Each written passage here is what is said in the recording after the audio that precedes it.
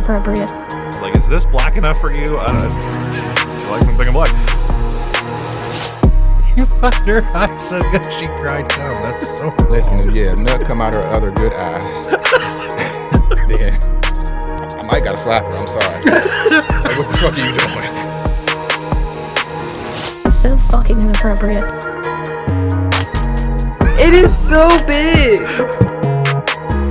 Then I put his head right under my balls. He's gonna jump. I'm gonna flip him up to where his dick is right here in my face. So fucking inappropriate. So fucking inappropriate.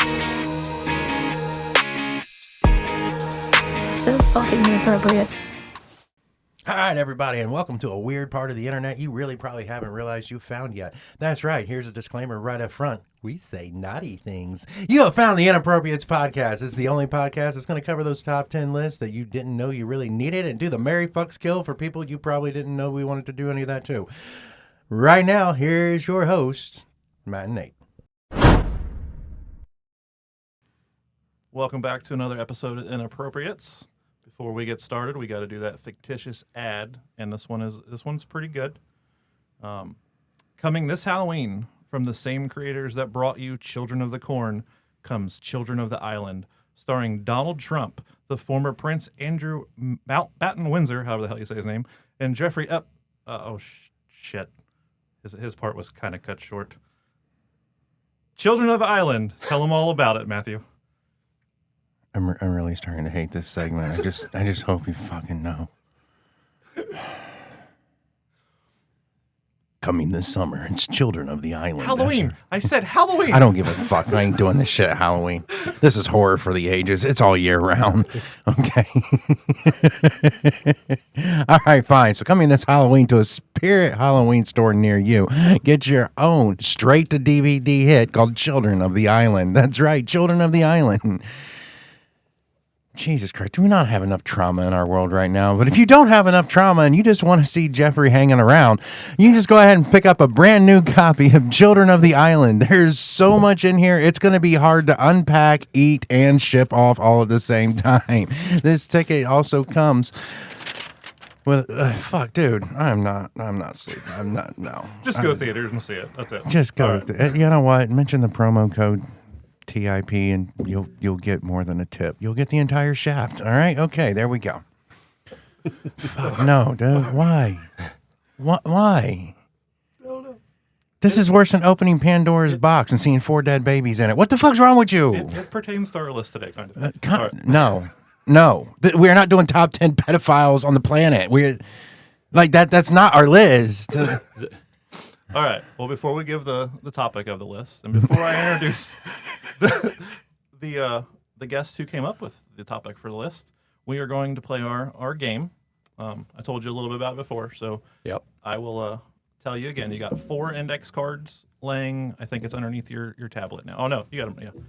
Just write randomly 1, 2, 3, 4 on the back of like. Assign 1. No, don't. No, you don't.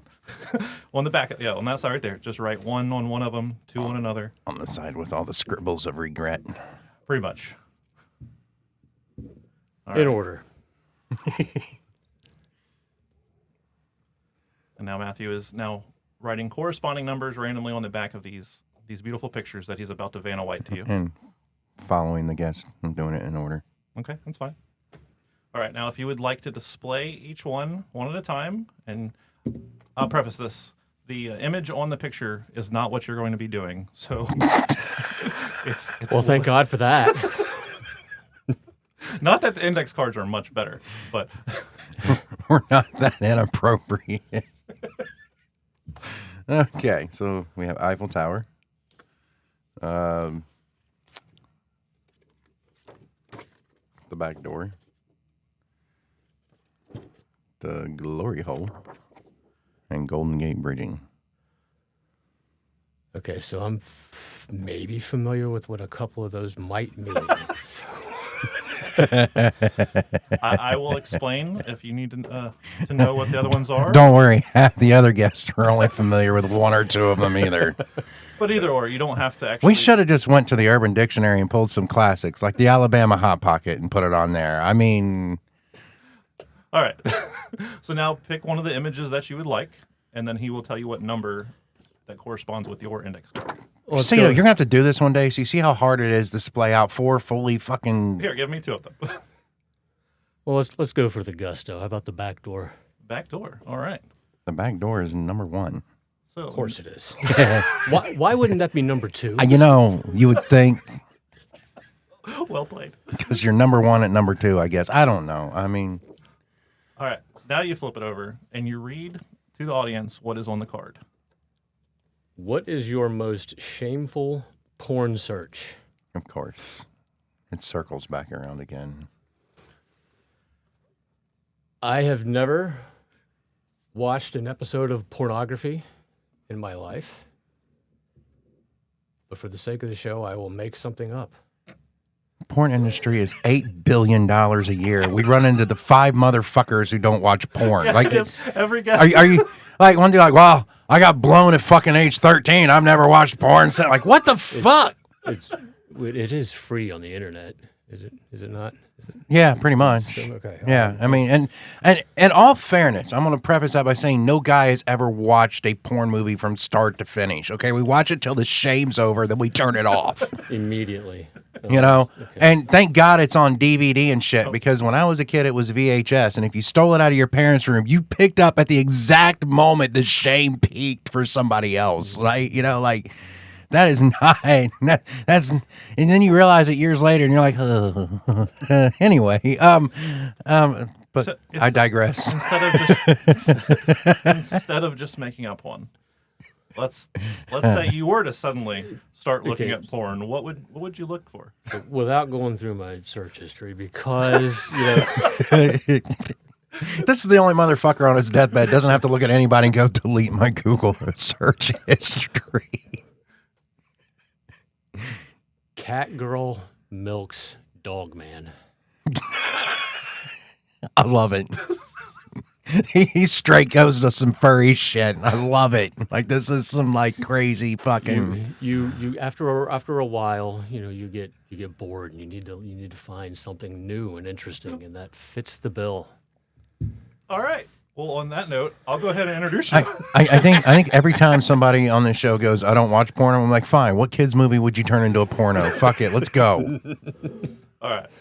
Sitting in the studio with us today is a man who we used to work with, but has moved on to bigger and better things, becoming a self-published officer. Wow. Becoming a self-published author. His book, which I own, can be purchased on Amazon.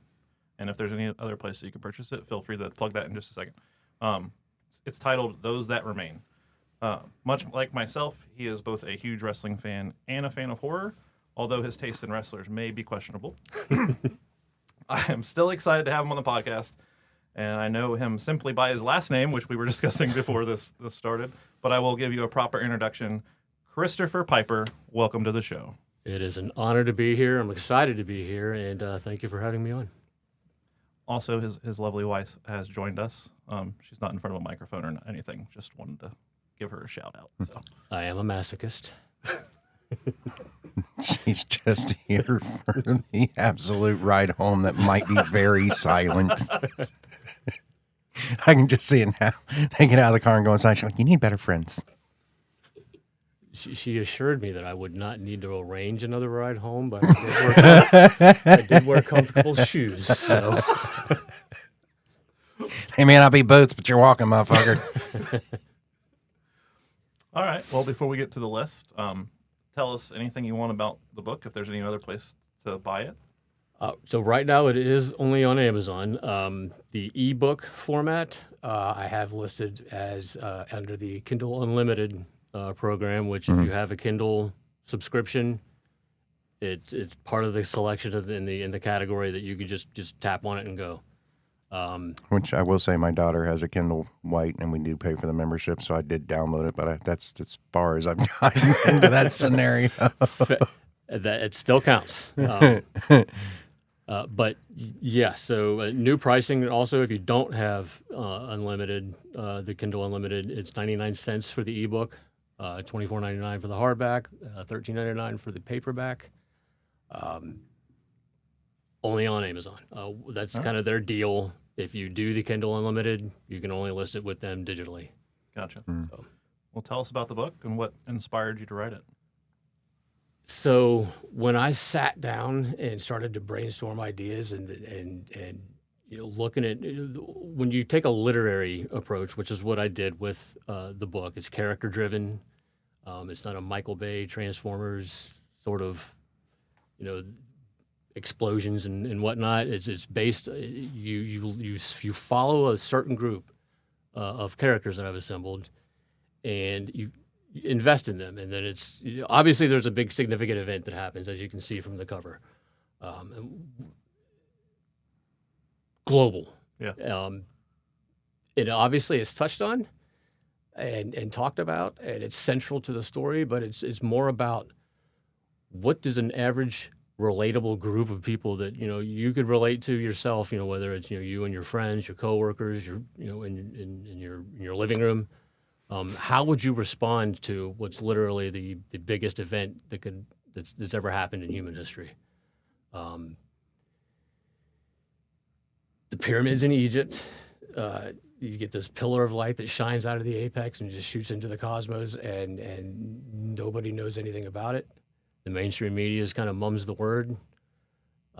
What they do give you is polarizing, and our group, the Holloways, Logan, Audrey, their daughter, Amelia, and all their friends and family, Kat. They don't know what's what. They don't know where to turn. All the sources that they go to for information is just nothing, and they're having to work through their own stuff while this thing is happening. And it's this isolation of it's not a horror story, but the best part of horror stories is isolation, and they're isolated in their own little bubble and having to navigate that. And it's like, what do you do? And there's an underlying message of unity equals freedom, division equals oppression. And that's kind of how it comes together is they can survive this ordeal that's happening by just coming together. Hell yeah. All right. And what inspired, is it something you've always wanted to do, or did you just, I'm going to write a book? Or? For me, it goes back a long way. So, 4th grade. As much as any other 4th grader, I liked school. Yeah. That's sarcasm. I actually liked school in 4th grade, but that's all right. Creative writing was kind of a passion even at that young age, and it took some serious reflecting. But I remembered that my teacher in 4th grade actually read one of my assignments, and I can't for the life of me remember what it was, but it prompted her to actually call my mom and say, foster this. There might be something here. I've given this assignment, whatever it was. I've given this assignment out a bazillion times, and there's some talent here, raw talent that can be, like I said, fostered and encouraged. And over the years, it was, she'd be that, voice in my ear, you should pursue this, you should try this, all the way up until I got into high school, and then it was just partying and chasing tail, and she kind of left off. But over the years, I've tried to revisit the idea of actually writing a novel, getting into that world, and would try, and something would come up, or something would be distracting, something would get in the way, or maybe the time wasn't there, maybe the money wasn't there. And about a year ago, a strange set of circumstances led to all of those things happening, all of those things coming into place and just lining up, planetary alignment, to where I had the time, I had the resources, I had the passion. And it was like, give it another go. And we gave it another go, and as of September of this year, we were a published author. That's awesome. And I did say right, you self-published, right? Yes. No safety net, no Nice. publication firm that's no machine backing me. It's just all my work, all my words, and all my promoting abilities, or lack thereof. Well, I found it, so we're friends with them on Facebook. That's how I found it. But Right. The point is, I found it. So all 5 of our listeners, they're going to know about it. So it works. Is there plans for another one? Or There is. I've actually already got outlines. I'm in the middle of another project that's going to come before that one. But I've already got outlines for a book 2 and a book 3. Oh, so you're playing this as a series? hell Yeah. Yeah. Okay, all right. all along the same storyline, or different? Within that novel you got sitting in front of you right there, yes, that's the one that I got the 3 outlines on. It's going to be a trilogy. I'm excited about it. It gets pretty deep. The ending, the last bit, not going to blow for you since you haven't read it, but it's quite the cliffhanger. All right. I look forward to reading it. So, hell yeah. You got any questions about the book or anything before we get started? No, I just hate my brain because I draw stupid ass, and it's just the comedy side of my brain. Because he has a character named Cat, and his first porn search was going to be Cat Girl, like jerks off Dog Man. But anyway, is somebody named Dog in the next book, or Retriever, or? I'm just going to say, drawing that distinction, you might be onto a thread there. This is why I don't write, because it would just be the world's most fucked up collection of ideas that make no coherent sense whatsoever. So. Which I've seen some of your YouTube videos. That makes for good joke telling. I mean, all I can say is, man, it's awesome that you actually not only had everything lined up, but you went ahead and just took the step and did it, because that's just cool, man. You have something tangible out there that's gonna leave an impression, regardless of how mainstream or big it gets. And I hope this blows up for you, honestly. But I mean, it's always cool when you see somebody go, hey, I put it off for years and years. I look at on another vein, I put off getting him on a microphone for 23 years, and eventually shit lined up. The jobs worked out to where I had time off in the evenings, and somebody went, "Yeah, come on out. I'll hand you 5 minutes. Let's see what you got." And there we go. Right. So it's always cool when things line up, and you take that step, no matter what it is, towards something you want to do. And we're sitting here with tangible proof that Right. you follow through, and that's honestly that's fucking cool. I appreciate the shit out of that. I mean, I get to say I'm a writer. Somebody asks, what do you do? I can say I'm a published author, but, my identity and my core, I'm a storyteller. Mm-hmm. And I did the math one day. There's the number of published authors that there has ever been. If you take a percentage of that, it's like a special grain of sand on the salt on the beach. To get to that number, it's so small. And then but then once you're on Amazon and the whole self-promoting thing, you're still a special grain of salt on the beach. So Couple guests ago, we had Philip from where we work as well on, and one of the topics were top 10 dream jobs. Phil, we all shared same, like the storytelling and writing and that kind of thing on that topic. So. Mm-hmm. All right. Well, you all right? Okay.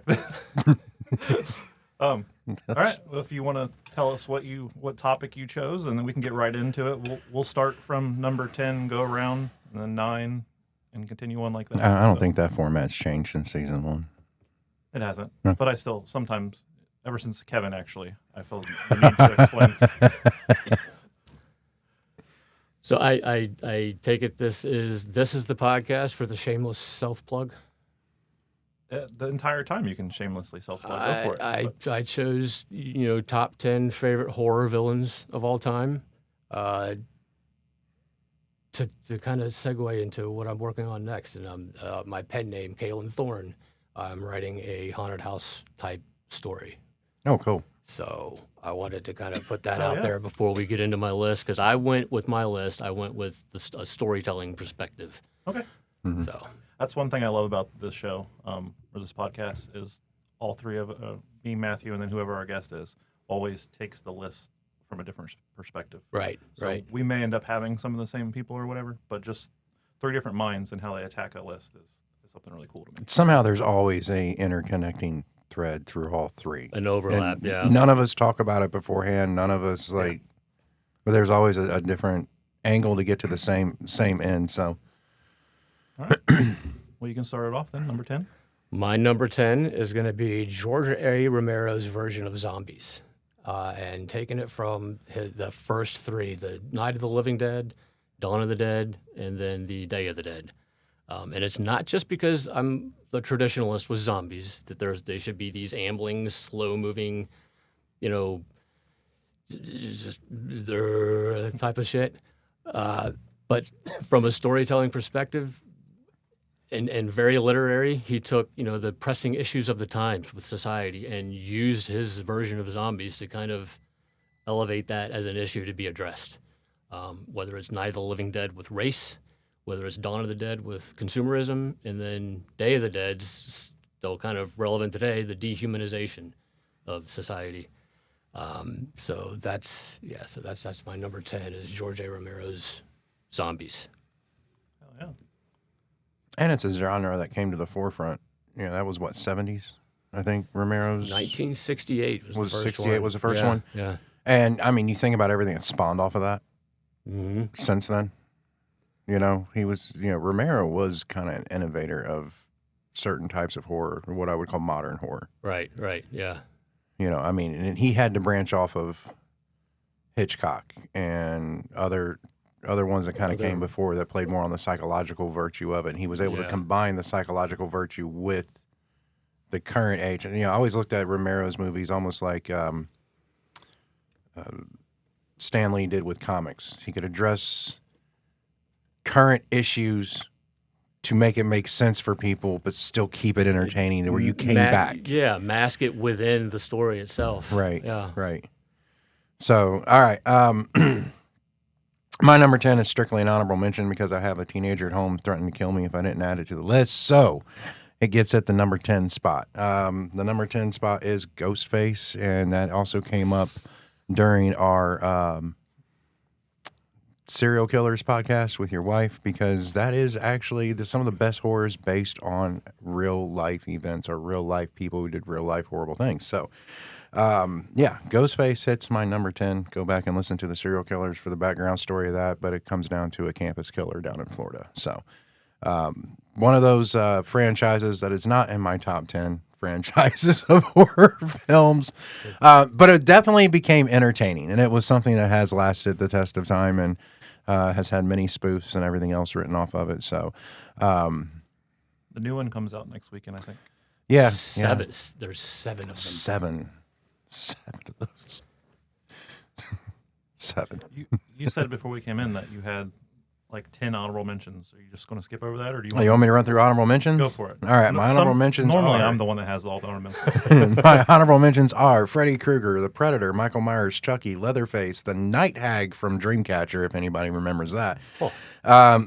And the last two are people I completely left off the list because I didn't put anyone on here that was fuck around and find out, and that was Candyman and Samara Morgan from Ring? The Ring. Yeah, okay. If there's a horror villain that you can absolutely avoid by minding your own fucking business, they don't deserve to be on this top 10 list. And I'm sorry, Candyman, leave his fucking name out of your mouth and you'll never have to deal with the son of a bitch. Yeah. And the first person that watched The Ring has a pass because they didn't know. But when you're sitting in a group and they go, hey, do you know if there's a video you watch and you die 7 days later and you still watch it, you dumb motherfucker. That's just kind of where that goes. And I say that, and I just realized that I have one of those people on the list strictly because of the on-screen kill count. But, hey. All right, well, I don't need to give my list. You just gave all of them. So, In order? no. In order, 10 to 1. There it is. No. But, I mean, there's heavy hitters on my honorable mention list, but they didn't quite make that final cut. I tried to keep an extreme amount of mainstream off my list, even though it still seeps in there quite a bit. But when I'm talking about the top 10 lists for me were the ones where I had, outside of number 10, they all had extreme rewatchability for me. I could just keep going back to that well because the story was either well put together or, in my opinion, the brutality was there. And there's only one on my list that I have watched once and will never watch again. I can't wait until we get to that one. If you watch this movie more than once, there's something mentally, in my opinion, excruciatingly fucked up with you. Roger that. Well, I don't have any honorable mentions this time because that list could literally go on forever. Yeah. So I broke it down to the top 10 that I find their aesthetic pleasing, storytelling. I love the storytelling with these characters, and I'm kind of relatable to them, like in my own sick and twisted head, which we've talked about several times. Right. So, right. My number 10 is actually Dracula, from various Dracula films since 1931. Originally played by Bela Lugosi, is arguably the most influential horror villain of all time, the ultimate stalking serial killer, which is what I like about him, and has literally been the inspiration for every vampire-related movie since 1931. He's the blueprint. Exactly. Yeah. I'm surprised that that's your 10 because I know you and I know that you're a fan of that character. Yeah. But then where does Blade fit into that blueprint? That's Marvel. That's a different Marvel. universe. Are we really gonna? Okay, fine. I like vampires. Split hairs and shit. Whatever. I would say this: Blade is on other lists, not necessarily in the realm of horror. No, I never put that in the horror genre. I always put that more in the action genre, even though I think it could kind of float between the two a little bit. But as far as what I would consider true, genuine horror, no, Blade doesn't make that list, even though would make in my top 10 best movies of all time. Wesley Snipes' performance as Blade is. Mix him with Candyman. And now I'll mix him with, you definitely fuck around and find out kind of character. And he, like, if you're not a vampire, you ain't fucking with her. He's probably gonna leave your ass alone. You know, I mean, let's be honest. That brings us to your number 9, Piper. My number 9 is one of your honorable mentions, Matt. Freddy Krueger. Is my first foray into horror when I was a teenager. 1986's, I believe, Dream Warriors Part 3. Yep. When I think of the 80s, the horror, the big three comes to mind. Yep. Freddy, Jason, Michael Myers. Since you already dropped a couple of those names, I wanted to narrow it down to one of those three. And for me, that was Freddy. He had such charisma. The other two didn't even have any dialogue. They were just... But sometimes you don't need the dialogue. That's very true. That's very true. But when Freddy bought dialogue... Yeah. I still remember it was one of the later sequels when things kind of started getting out of hand and, you know, all the rules that they set, they were breaking consistently. But he's got this one kid falling from an airplane out of the sky, and he labors to push this bed of nails across the road. And it's this relief, like, oh, okay, I got this bed of nails in there. For me, it was him in the 80s. And you know what? I mean, the Freddy Krueger driving the dialogue in his films, for me, it wasn't the best Freddy Krueger film, but it peaked in Freddy versus Jason. Because not only did he have to drive the dialogue for himself, but he had to drive the dialogue for Jason as well. Yeah. And that really kind of showed the deep contrast between the two characters and how that one had to almost play off the other. How do you play off a completely silent character? And there's movies where characters that have zero lines, in my opinion, have to carry a movie in more difficult ways than people with lines. When I think about a more recent film, I think about Sisu. Mm-hmm. Like, dude has damn near zero fucking lines for almost 2 hours of film, but you don't regret it whatsoever. And the fact that he learns kung fu at some point in that movie, during one of the fights with Jason, that's awesome to me. And yeah, I mean, it's cheesy as fuck as far as horror films go. Yeah. But from a dialogue standpoint, him carrying that film and almost carrying Jason with the dialogue, it added something to the film that I don't think would have been there had Krueger not had the other films where the dialogue took place as much as it did. Right. So, all right, number 9 for me is Pennywise the Clown. I'm talking about the original Stephen King's It, although I do think that Bill Skarsgård phenomenally brought that to another level in the remakes. I don't think they could have gotten anybody to have performed it at the level that it was at. But the psychological end of horror, in my opinion, sometimes is more valuable than the gruesome end of horror, even though they both have their place. But for me, the psychological, and that's just because of how I was raised and everything else. I dealt with a lot of psychological shit, and psychological horror always hits just a little bit different. Yeah. And You can't fight it. Pennywise is kind of one of those psychological things that just eats under your skin and stays there for a little bit. You know what I mean? Like, you can't just turn it off, brush it off. All right, 87 people are dead. Big deal. This is somebody who just like fucks with you on a mental level that gonna hang with you hours after you A, leave the theater, B, turn the TV off, eject the DVD. It's it's not on screen anymore, but it's still kicking in the back part of your brain somewhere, Just rent free. Absolutely rent free. All right. My wife will hate you for that one. She hates clowns.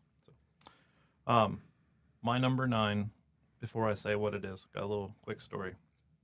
So I was deployed to Afghanistan, and I came home for a 2-week leave. During that 2-week leave, me and my brother sat down. At this point, there were 3 of these movies out. It's a series. We sat down and like, hey, let's watch these. Straight watched all 3 of them. Immediately after the last one was done, we both looked at each other. Let's make a fucking movie. I had a camera. We're both like, we've always like produced media of some sort of kind. We've always loved doing that kind of thing. I had a camera. I had a bunch of Halloween props and that kind of shit. So we sat down over the next 2 days of my leave and wrote out a script for the movie. Then we started production of the movie, and we finished the movie for the last 2 weeks of my leave. Never went anywhere other than one single DVD that we passed around our friends. Right. But, that movie, the killer's name is John Kramer, a.k.a. Jigsaw.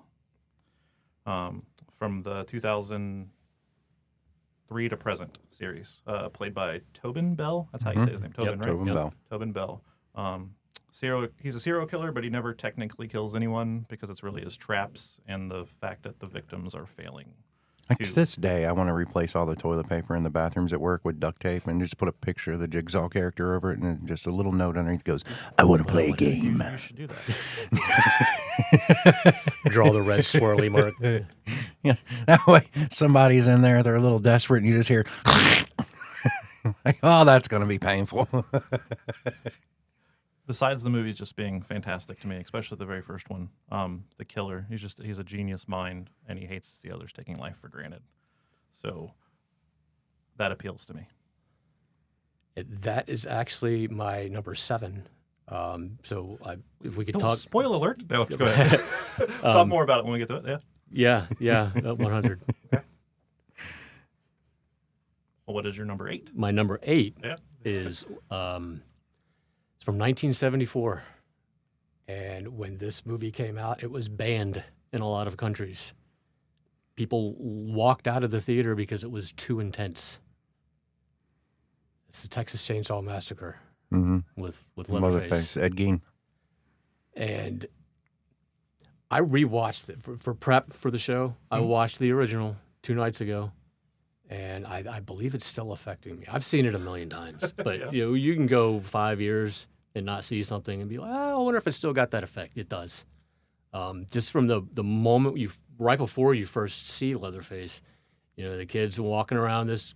We're still in exploring the creepy empty house mode, and then zang, hammer, convulsing on the floor, door slam. Fucking buckle up, get ready. This is what this movie's going to be about, and it doesn't let up at all. So for me, Spoiler alert, that's also my number 7. I'll be honest with you. The crazy part about that original scene from the kids going into that just creepy ass house. Yeah. It semi is recreated in Rob Zombie's House of a Thousand Corpses. I kind of got that same feeling when they're in that house before it just all hell really breaks loose, right? And there's something about that aesthetic. 2 very different homes, same feeling that kind of hits you between that. Yeah. What Rob Zombie did in 2005? Somewhere around there. and what what they did back in the 1970s, they'd be able to resurrect that same feeling after 3 decades. Yeah, and even with the Captain Spaulding character is dude. like you mentioned with the story. That character, Captain Spaulding, is almost a direct tie-in with the father figure in that family. And I mean, Captain Spaulding, one of my favorite horror movie genre characters, not necessarily a main character or slasher or whatnot, but iconic in how he pulls that whole role off and how that all comes together and how that all circles through. So anyway, this is going to be interesting. Next couple clicks off the old list for all of us, because my number 8 is Jigsaw. The Jigsaw movies is just kind of one of those that mixes the psychological with the gore, and it blends it very well. And the movie opening that really kind of just sticks in my head from that entire series, because I've seen them all, is the one that opens in the glass box in the middle of the street with the fucking saw blade. I'm like, okay, yeah, there ain't gonna be a bat. We just gonna jump into this motherfucker like both feet, fucking shit gonna go down. It's gonna be nasty, And that's kind of just the, I like the fact that they don't take a shit ton of time building up movie 2, 3, 4, 5. Like, they take for granted you're on this ride and you've been there from day one. And if you go watch, say, Saw 3 or 4, fuck, you missed something. You've got to go back to the beginning, and you're going to rewatch all the way through. And I love the fact that they don't spend a shit ton of time rebuilding the story on every movie so that somebody can jump in at 6 or 7 or anywhere like that. They want you to be on that ride from start to finish, because underlying that main character story is so intertwined and has a lot of depth to it from movie 1 until the end. That you have to be on that whole ride. Regardless of what you may or may not like in a horror film, you've got to be on that ride from movie 1. And you don't see that in a lot of horror films. They're cranking out a lot of what I call cookie cutter horror films now. And it's just kind of but when you get somebody who has a long-term vision over multiple movies and just expects you to have been on the ride from movie 1, and they're not going to coddle to someone who jumped in at 3, like, well, I mean, it's out there, go back and watch it. Right. That was your responsibility. I kind of have a little bit of respect for that in that aspect. And what makes that even more remarkable is I want to say there's been a different director for each time, but that continuity is still there. Oh yeah, throughout the whole series. It's almost like somebody wrote a script for 8 films, and then they got different directors, and then they just went, you have to follow the vision. Yeah. Put your spin on it, but you have to follow the vision, and they all followed that vision really, really well. It's kind of like the movie 4 Rooms. Right. I'm sitting over here just chuckling to myself, smiling, because you guys are mentioning things that are coming up. I'm chomping at the bit to get to them. Well, what I think is funny is when his number 9 was Jigsaw, my number 8 was Jigsaw. Spoiler alert that you already put out there. Your number 7 is about ready to be. Well, my number 8 to me is the epitome of a psycho killer, and I cheated on this one. It's 2 people. They're in the same movie, so I feel like it's okay. But that's Baby Firefly and Otis Driftwood from the 2003 House of a Thousand Corpses and 2005's Devil's Rejects. Yeah. And then whatever other films they have. Baby is played by Sherry Moon, and Otis is played by Bill Moseley. And like I said, they're just like the epitome of psycho killers. Plus, Sherry Moon's hot as fuck. So that's my number 8. Well, I think if I could jump in there, Rob Zombie, you mentioned that there's a lot of cookie cutter bullshit horror stories coming out these days. I haven't seen anything from Rob Zombie in the last few years, but he is not in that mold. No. And I heard he's planning a Krueger remake. I've seen buzz on that. Like you're making a series. I hope that that's not just fake Facebook. Yeah, I would love to see his take on a Krueger remake. Yes. Like, I haven't been I really fell out of the Michael Myers movies for a while, but when he took over, it really kind of came back for me in that aspect. Yeah. Like, me and my brother used to do a podcast, movie reviews, and this was mentioned several times. I want to start a petition for Rob Zombie to remake every fucking horror film because I think it would be the top best shit ever. I love Rob Zombie. So There's another top 10 episode. yeah. There's top 10 movies that Rob Zombie could. Oh, redo. that would be hard. But yeah, yeah. Yeah. I think there's some horror films that need to stay put where they're at. They're almost perfect the way they are. I don't really want to see a remake of. Agreed. And Even if Rob Zombie's involved. even if Rob Zombie's Wow. involved, I do think that there have been some people who've put out what I would consider perfection of a horror film. It does not need retouched even to this day. I think he'll just elevate it. I mean, it's like I've always said. I always wanted to see a remake of Highlander, but I know they'd fuck it up. But I really think updating it with some of the effects that we have now would be really, really cool. And the worst part is there's buzz around somebody trying to do it. I'm like, it's going to be the worst fucking remake ever. I mean, I'm sorry, but Is that something that's on Henry Cavill's? that's what I've heard. Yeah, and it's like I mean, Sean Connery, Christopher Lambert, the entire story. I mean, it was excruciatingly well done. Yeah. The Queen soundtrack behind it was phenomenal. I would love to see like the updated special effects, but I really just wouldn't want them fucking with the story, and they're going to do that, and that's just what's going to happen, and it's going to suck. I don't disagree on any particular point.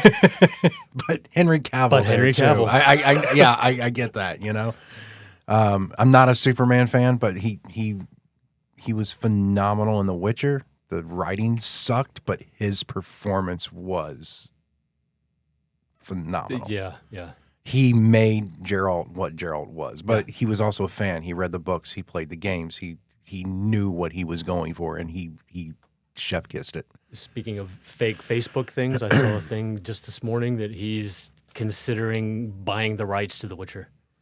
Really? Like, again, I hope that's not a fake Facebook thing. That's real. But, Before you give your number 7, it's time for our first Marry, Fuck, Kill. oh fuck. That's one of the options. Yeah, that's one of the options. There's 2 more after that, but that is one of the options. We have the cards in front of us, or we could also throw out some of our own, which I have one that I can do later, unless you'd like me to do that one now. Or would you like to do the cards now? Let's leave it up to chance. That way I don't get my head lopped off here or anything in the middle. So the way we do it is we take one female and one male, put it behind your back, mix it up a little bit, and then we will let your wife choose this time which one we're going to do. Just choose right or left.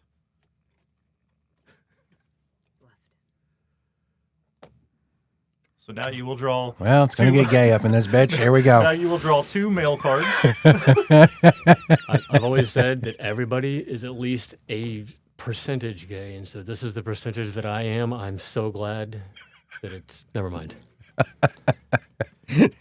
As a friend of mine would say consistently, $20 is $20 no matter what alley you make it in, right? Okay, so one of these names I am going to have to look up. Okay. Chris Pine. I don't know who that is. Seriously? I mean, maybe I will when I see him. The but Star Trek remakes, Captain Kirk? I would never watch Star Trek. I would never watch Star Trek. I Okay, feel like all right. I feel like it's a comic book movie kind of guy. Okay, he was James C. Kirk in a Star Trek reboot.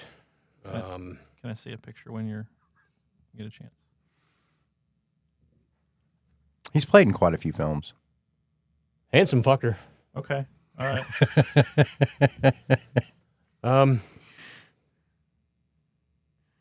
Okay, so Chris Pine, Bruno Mars, and Ashton Kutcher. Really? Okay. All right. The last time I shuffled that thoroughly. Jesus Christ, what the fuck? All right. Do you want to take it first, or you want me to go? Go ahead. All right. I know who I'm killing. That's about it. I don't know. All right. Let's see. Chris Pine, you're right. He is a handsome fucker. So I've said this before. I'll say it again. If I'm going to have sex with the guy, I want to have sex with the most attractive one. So then there's at least the chance that I'll remain hard. So Chris, Chris Pine is the one I'm fucking. Okay. Sex with Chris Pine today is brought to you by Blue Chew. That's right, Blue Chew. Although Making you rock hard even though you're not gay. although I like The Ranch, I'm not a fan of anything else Ashton Kutcher does. So for that for that fact, I'll just kill Ashton, and then Bruno, not the most attractive to me, but he's pretty good at what he does. So I think I can enjoy the rest of my life with him.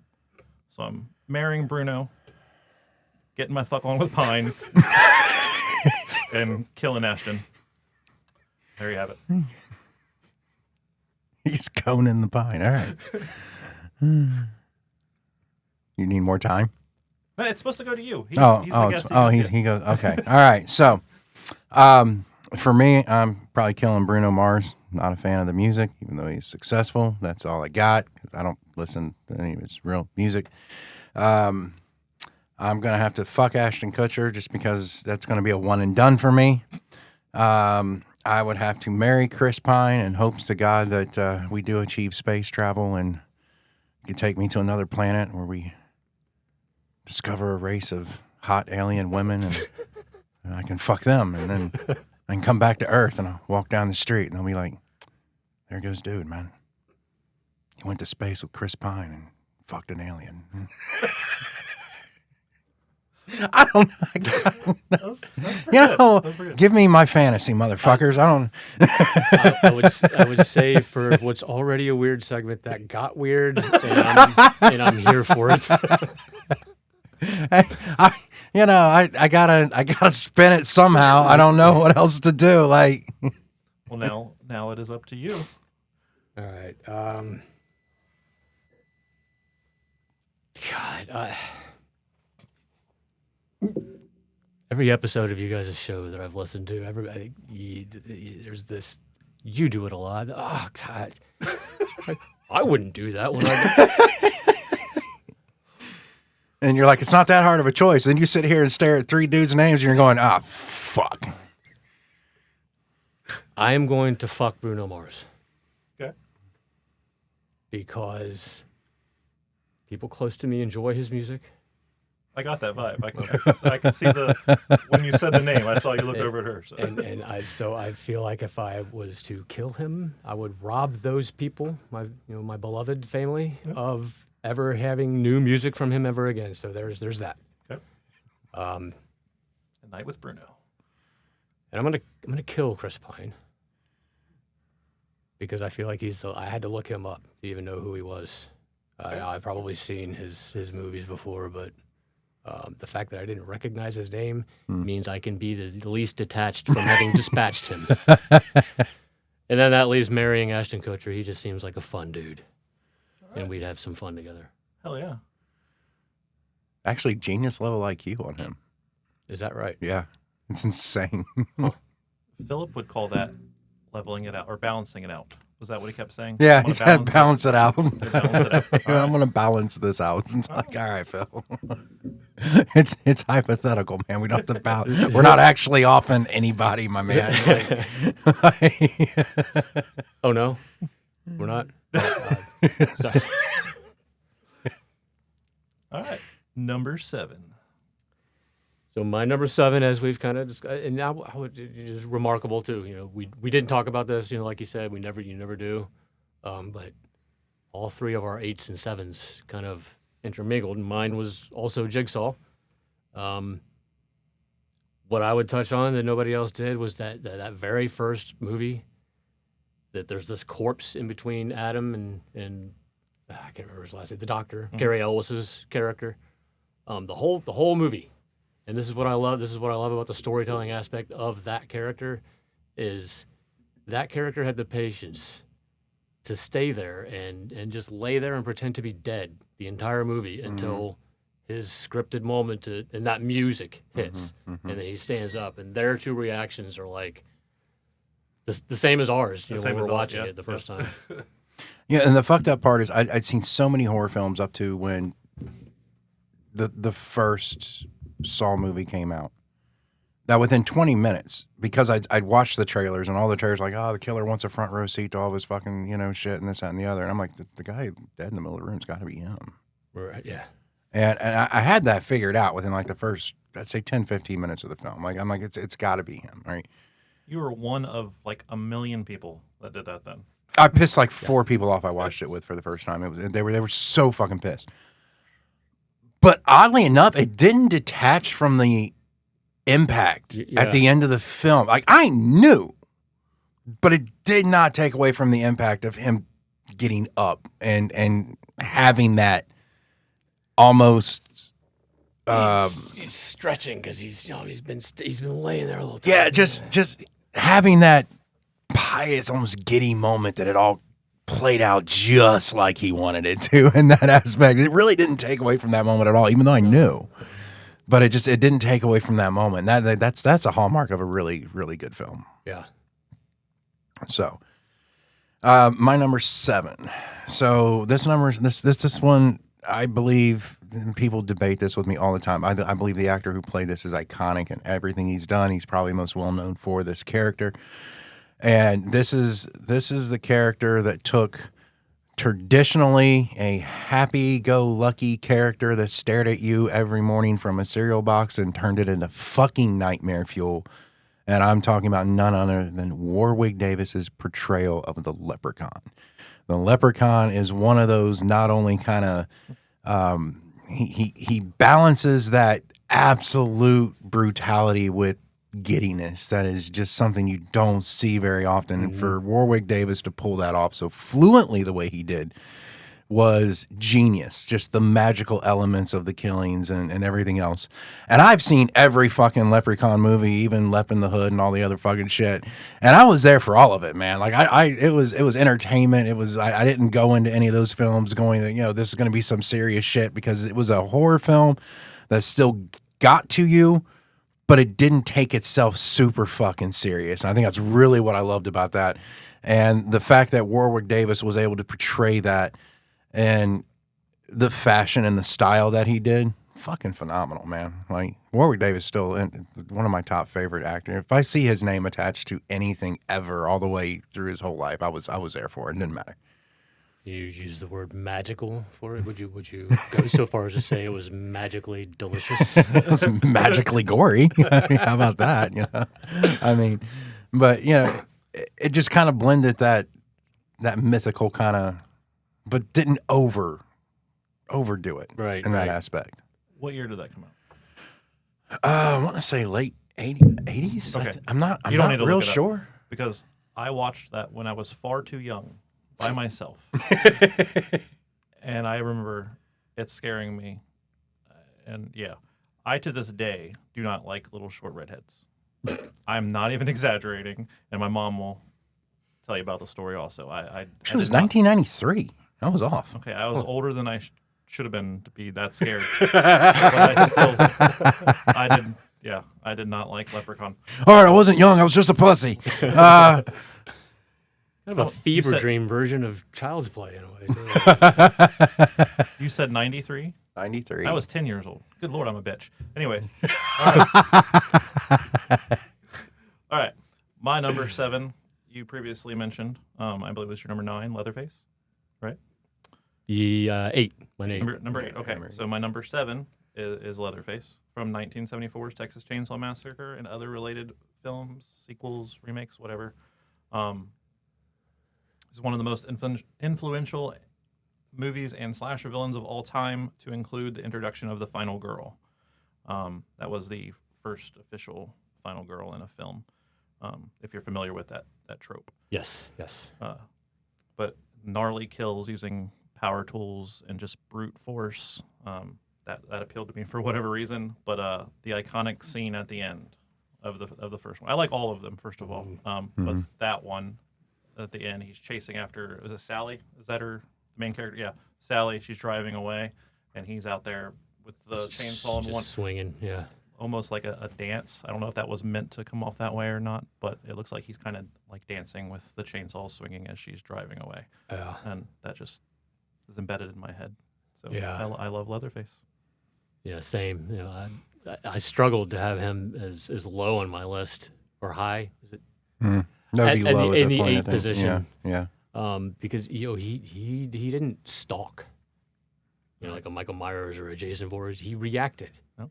He was in defense. He panicked, I believe my interpretation of that end scene when he's just twirling around and swinging the chainsaw, he's panicking because she got away. So, It kind of always seemed to me like a mixture of panic and relief. yeah. Like, on one hand, he's pissed off she's getting away, and on the other hand, he's just relieved she's gone. Because in essence, I think Leatherface just wanted to be left alone. Yeah. I'm glad you used the word relief because it's like, the first, in my estimation, one of the most brutal scenes in that movie is when he takes, I can't remember her name, but the other female lead in the movie, he finally gets her situated at the shoulders and just tosses her up on the meat hook. Oh. And then it's, he just back to business, back to his routine. He goes and sits down and he's just calm. Like, I've handled that portion of my day. Side note before you move on, because I can't go a podcast without mentioning Jessica Biel. She is in the remake, and that is where my my real infatuation with Jessica Biel started, was in the remake of Texas Chainsaw Massacre. So. Roger that.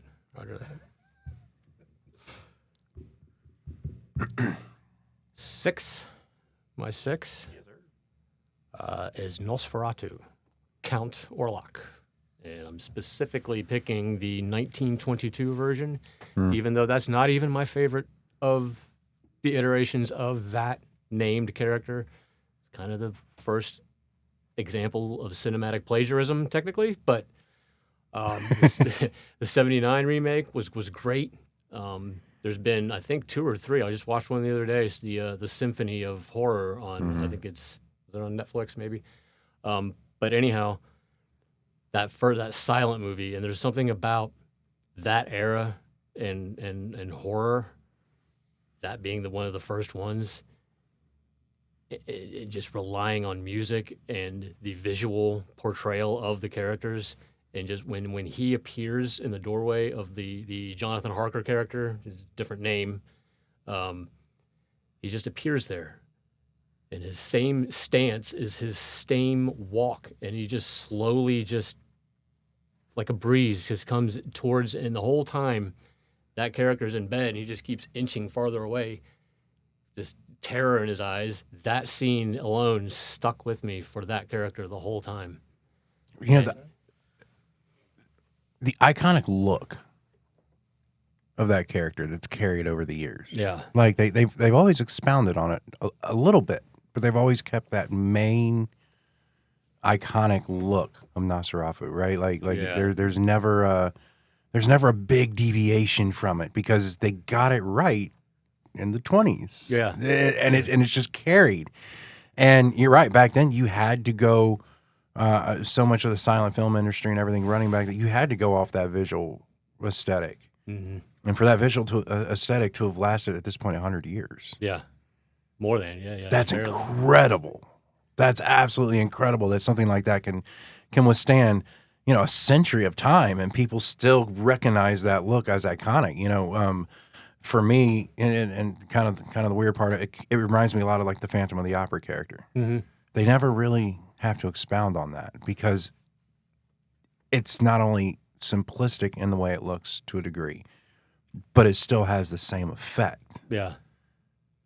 As that character coming out of the mirror and coming out of the, it's kind of like Nosferatu coming out of the coffin and through the door and everything. It's just, there's certain things you don't have to expound on. Right. Yeah. Just because it's going to hit no matter what decade or century you're in, it's going to hit. And just that juxtaposition of him looking like something that shouldn't exist. Right. And yet this man has come to his castle in the middle of Romania to sign paperwork. Like some mundane, everyday thing that, and here's this hairless, pointy-eared. And there's so many stories that have expounded on what you just described. Just somebody else doing a normal, everyday fucking task that turns so horribly wrong, man. Yes. It reminds me of, it's going to be probably an obscure stretch for most of you guys, but it reminds me of a graphic novel from back in the day called Johnny the Homicidal Maniac. And honestly, it's one of 2 graphic novels that they allow kids in college to write psychological thesis on. So you can write it on Johnny the Homicidal Maniac, or you can write it on The Killing Joke. And a guy who's a census taker knocks on his door, and it just goes, and they're talking about violence in TV and video games for kids, and he goes on this insane, like 3-page rant on how if you let TV and video games dictate your mental psyche, you are more fucked up than anyone else should be, and you have no right to live, and you have no this or that. The whole time the census taker walks up and rings the doorbell. He's got like 8 doorbells, so he rings them all, and everyone enacts a torture device on somebody in the basement. And it's just, and the character of Johnny is so psychologically fucked because he has to kill, because he has to paint blood on the walls to keep the demon in the walls at bay. And this is the character they built this around, who suddenly breaks down a mental like outlook of why people don't think for themselves. And why people can't come to and it just the whole thing with this census taker, a guy coming to sign paperwork, and it just everything goes so horribly wrong from there. But that innocence trope plays into horror films so well. Yeah. Because why? I've had to go get paperwork signed. I've went to the store on a random Tuesday, and you don't want that shit happening. Right. Like it plays in that everyone can relate to something in that realm, not realizing that you can be knocking on the door of somebody who's truly a monster. Right. You could be showing up to some place you have no idea what's about to happen. Right. So That's a book? Yeah. Did they ever make a movie about that? That sounds like a phenomenal script. Yeah. Well, here's the funny part. Yeah. Here's the funny part about it. The guy who wrote the graphic novel was hired by Nickelodeon to do Invader Zim. Because they read that and went, let's give them a cartoon for kids. He's had a lot of fan-made, like, online stuff. And it's usually people clipping other films together, as in this, that, and the other. Rob Zombie, I have a script for you. I think that it would be a freaking crazy film to have made because for some reason he befriends the kid next door whose parents are super abusive. Dad's an alcoholic, mom's a drug addict. They spend a lot of their days beating him, and he finds this kid at the mall and he kills a pedophile that's trying to abduct this kid. So you see this weird moral dilemma in this guy the entire time the whole story's going on. But it doesn't stop him from wiping out a diner full of people on the way home during lunch. It's so incredibly, vastly differently written, and it's one of those things where you just read this book and you're like, "What the fuck did I just consume?" I wonder if that pedophile was in the movie that's sponsoring our show today. No, he ended up headless and disemboweled in the back alley of a mall. But maybe a friend or relative. Right. Coming to theaters this Halloween. Every freaking person you've ever known to be famous is starring in the Epstein Files. What's that? Never mind. Most of them have been edited out. What's your number 6? All right, so my number 6 is the only fuck around, find out hero or villain on this list. And this is one of those film series that a lot of people kind of forget about. You mention it and they're like, oh, yeah. This person has the highest on-screen kill count of all horror movies. I am talking racking up to 320 kills on screen. I am talking about none other than Pinhead from Hellraiser. Don't open the box, motherfuckers, and you're fine. But somebody opens Pandora's box, and out comes Pinhead and all the, what was it called? Cyanobites, something like that. Cyanobites or something like that. And just the look. Fucking will give you nightmare fuel as a kid, no matter what. Just the look of this dude. And, but as far as horror films go, man, they were so, they pushed the realms of imagination in horror, in my opinion, with just the characters and how, I mean, when you put that kind of gore into a film, and then you mix it with the main villain and other villains and the body mutilation and everything else just built into creating those characters. That's something else. So for me, my number 6 is Pinhead. It definitely went on to have this whole mythology around it. Yeah, it kind of took on its own freaking insane lore, you know? And the very first one, he's not even on screen, but for the last several minutes of the whole movie. But He's kind of like just what got it for me was how articulate he was. And it was like, okay, he's not just some dumbass with a knife. You know what I mean? This dude's smart. He's from hell, demon, but just how articulate he brought every line to that. Yeah.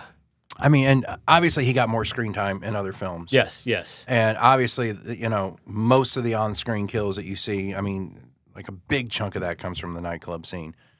But yeah, there is just a coldness to that character. Just calculating coldness you don't get in every horror film character you have. And yeah. When you can show up the last few minutes of the first movie and you become the iconic face of the entire franchise, that speaks some volume right there. This may both disappoint and shock you guys, but I've never seen a movie with Pinhead. See, that doesn't really surprise. I run into a lot of people in that realm. I'm really familiar do. with it, but I've just never actually seen Hellraiser or any of those movies. See, Pinhead and Hellraiser, I was watching right around the time I was burning through another series called The Prophecy. It had Christopher Walken. Okay, Yeah. so you know Love The it, Prophecy. love it, Okay, love it. I love those movies, man. One of Christopher Walken's like most phenomenal performances, in my opinion. But yeah, that's another, because being raised super religious and called the whole spiritual kind of warfare, angel demon fucking scenario resonated hardcore back then. But that was just phenomenal performance all the way through. So I guess that'd be another honorable mention because that didn't make my top 10 either. All right. So Nate, can I ask if you've ever tried to start No. the first Hellraiser movie? I've just never. I don't really have a reason not to. Just never got on your radar, or as far as films? I don't know. It's just never. I don't know. I don't have an explanation for why I haven't. I- It sounds like something I would definitely be into. I mean, I get it's not in most people's top 5. You know, like when you mention horror films, it's probably not going to be in the top few names they throw off the top of their head. But I really haven't met anyone that once they sat down and watched it went, yeah, that sucked ass. Like everyone's like, dude, I had no idea that. Usually I always get really positive feedback when I meet someone who hasn't seen it and they finally sit and watch it. I mean, I'm going to have to eventually. Yeah.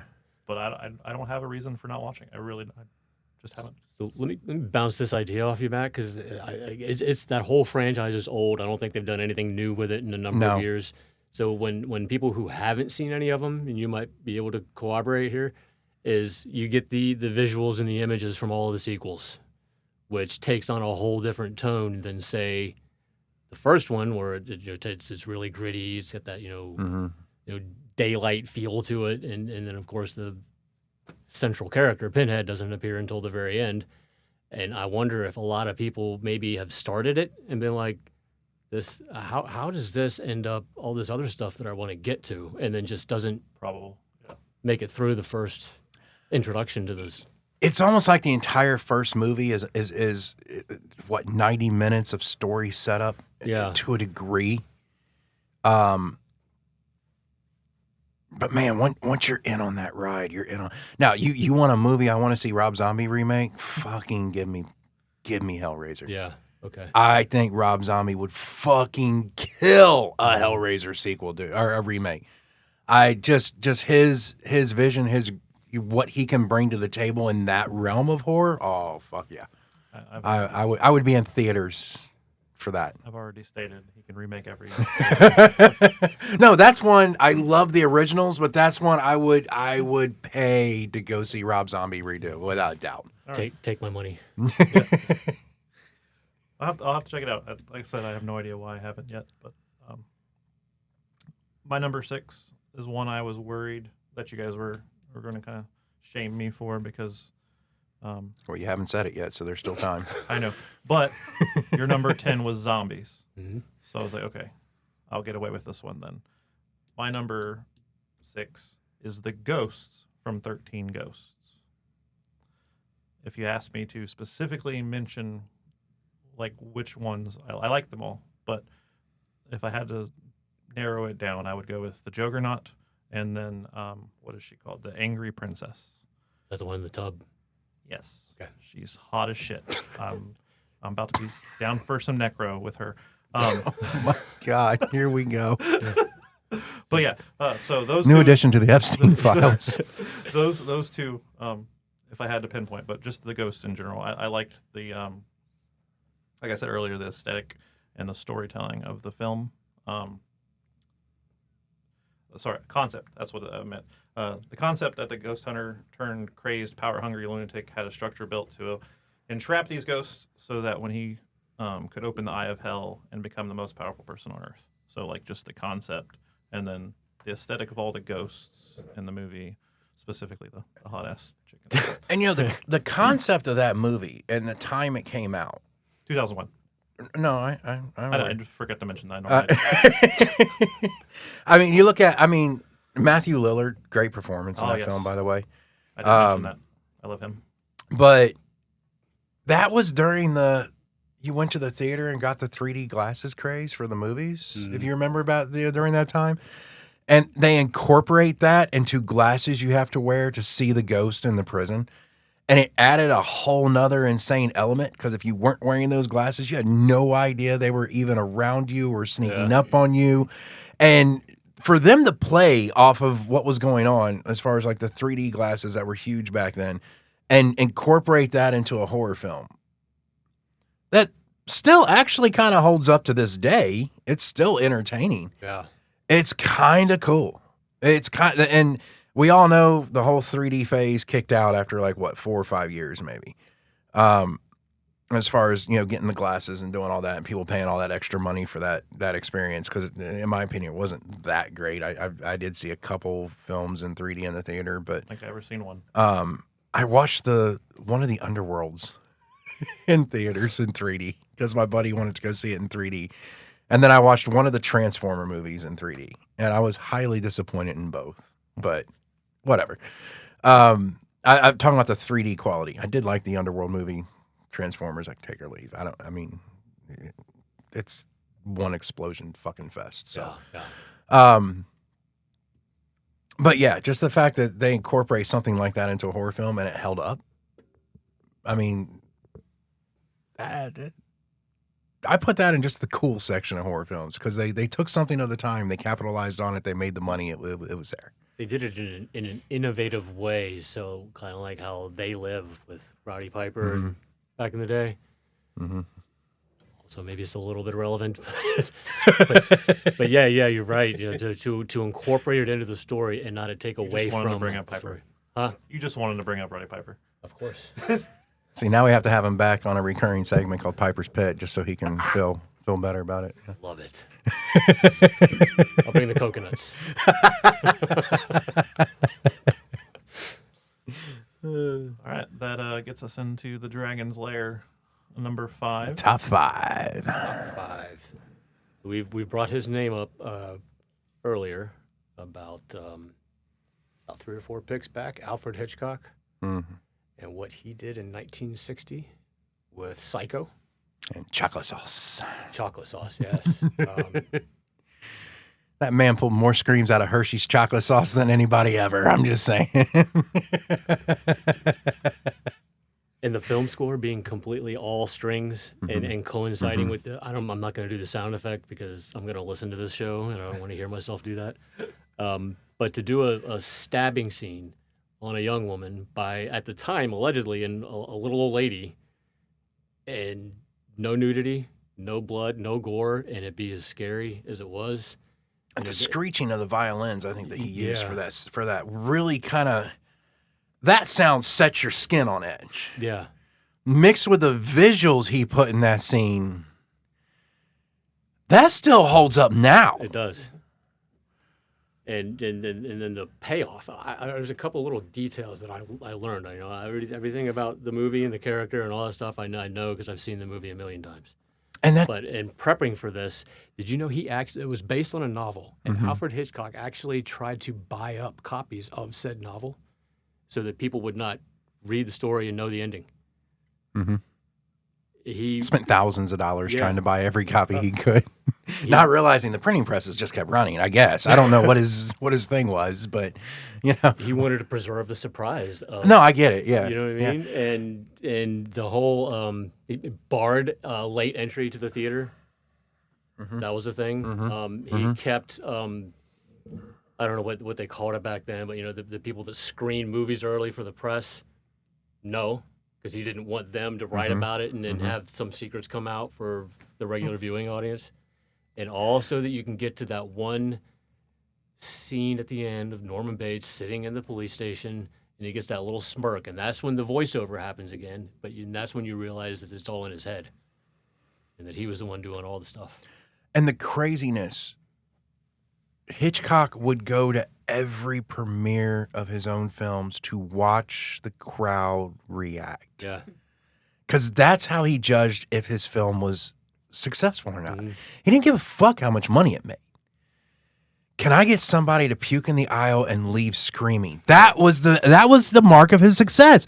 I love it, man. Like that's a guy who took what he loved to put on film and realized that it worked to the degree he wanted it to work. It wasn't about the accolades or the awards. It was about, did I get the reaction that I went for by everyday people? And there would be people that, you know, have written about him and people that have talked about him in interviews, and they're like, he was giddy as shit sitting in the theater going, oh, got another one. Yeah. Like weirdly enough, that'd be me. Like, because that's the payoff, right? Like that's where you want that movie to land on somebody. And you want to see people react to that thing that you buried somewhere deep in the story. And he went so far to protect his art form, man. It reminds me of kayfabe in a way, if we're going to go wrestling terms, since we already broke the Piper's Pit fucking thing. Yep. You know, he protected his art to a point that's why he got that reaction, or you say that pop, or whatever, however you want to say it. But that's what he protected. He protected to get that reaction. And then once he hit those premieres, who gives it? It's ruined, because everyone's going to go out and tell everyone else to go see it. That's where his money's going to get made. He was on to the next. This motherfucker drew goddamn screams out of birds, for fuck's sake. I'm so glad you brought that up, because I feel like he pioneered the whole idea of laying seeds down for what you're going to be doing next. Yeah. 'Cause Birds, the scariest shit movie, came after Psycho. And if you look in Psycho, there is so much bird symbolism. The female lead, Marion Crane, bird. Norman Bates was a taxidermist, had all these stuffed birds everywhere. There's tons more throughout the movie. And some of the scenes, some of the more crazy scenes, that we just flashed to a bird on a tree limb outside, looking through a window or something like that. Like there was a lot of like lead up. Yeah. There was a lot of, I think if you watch a lot of his movies in chronological order, you will see hints to the next movie and all of his other films. Yeah. It's insane. You know? So, number five for me, I'm bringing up to one of those highly dialogue driven, not a lot of gore, but still the main character manages to fuck with your head. Not only the main character's head, but everyone in the audience that watches it. Still holds up to this day. It has spawned a phenomenal TV series. The actor who played this villain did not play in the series, but I can't knock the actor they got for the series, because he did a phenomenal job as well. This character is known as one of this actor's finest roles ever. I'm talking about none other than Anthony Hopkins playing Hannibal Lecter in Silence of the Lambs. Yeah. That's your number 5, right? That's my number 5. My number 5, originally played by Anthony Hopkins. Hey, we have not matched number for number in a minute. Who won an Oscar for his performance of one of the most charismatic horror movie villains, so much so that fans sided with him. Very intelligent and charming, but a brutal serial killer who also enjoyed the flesh of his victims, sometimes with fava beans and a nice Chianti. Chianti. And that would be none other than Hannibal Lecter from Silence of the Lambs, Hannibal, the Red Dragon, so on and so forth. Come on, man. You got to have the hat trick on this one. No, you don't. It's all right. It's all right. We tried. I tried to work him in on my list. If I populated a list of honorable mentions, and some of these on here could be interchangeable, but you guys are absolutely spot on with that character. And he wasn't even technically in Silence of the Lambs the bad guy. It was just his origin, his history, and backdrop. Of course, the payoff at the end. But Buffalo Bill was the antagonist. And he of the outshined the story. bad guy, and that's what people remember for the most part. I mean, not even the horror character in a horror film, but he stole it no matter what. And the way him and Jodie Foster played off each other, like for him to be able to psychologically break her down, which he was a psychiatrist in his life, but the way he systematically just broke her apart. That's scary shit, man. That is some, and played that to his own advantage. And she couldn't keep from coming back. Yeah. And the mask, not even a full mask, but that mask gave him so much credit. Something about them rolling him out strapped to a fucking dolly with that mask on just made him iconically terrifying.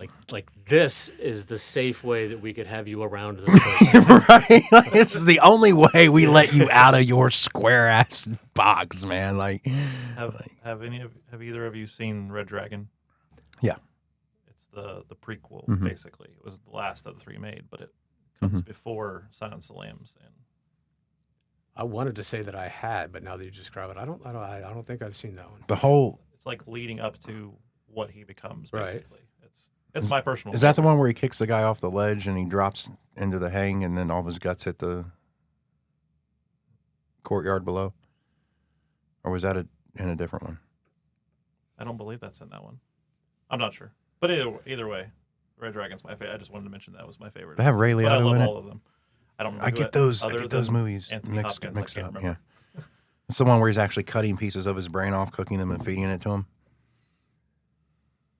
Am I saying the wrong movie? Because you're saying things I don't remember.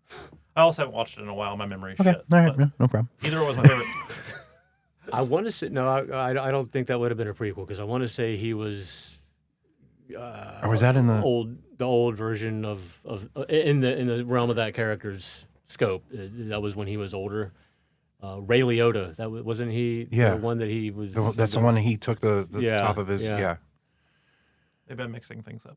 And see, it's like I've seen all the movies, but I really enjoyed the television show Hannibal. The actor that played, so that was like very much prequel back during his psychology days, essentially, and how he kind of came into what he did. And the character that played Hannibal, fucking phenomenal, dude. I don't remember that actor's name, but damn, he carries that look and that that insane. Are we down a battery already? Okay. But he carries the attitude Hopkins set up and that mentality that that Anthony Hopkins set up in that character, and he runs with it and does really, really well with it. Phenomenal show. If you ever get the chance to sit and watch it, it's a good watch. It's a lot more of that intellectual level, manipulation, like the intellectual chess he plays while being just bromine free is unreal. Do you know what streaming service that's on? It's passed through several. It makes its rounds. I think I saw it on Hulu.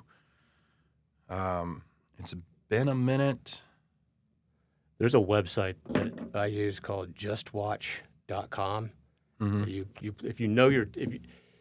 can go straight to a streaming platform and browse through the categories. But if you already know the title, rather than casting your line out there, Right. go to justwatch.com. You can type in the title in your search bar, and it tells you where that title is for free, where to subscribe it, where it can be rented, all that stuff. Right now, it's showing on Prime. Prime. Pluto, and Apple. You have to pay for it, but Sorry, back to the Red Dragon thing real quick. yeah. So they kind of really give him that younger Anthony Hopkins look, and it's phenomenally well done. Yeah, I like that. I can't remember that actor's name either, but yeah, He does great in everything I've seen him in. I wish I remembered his name because it's really sad that I don't, but it's really, really good. What was the names of the guys you were saying that was in the movie? Did you say Harvey Keitel? Ray Liotta? Ray Liotta. Okay, no, Red Dragon has Edward Norton and Harvey Keitel in it. Okay. Okay.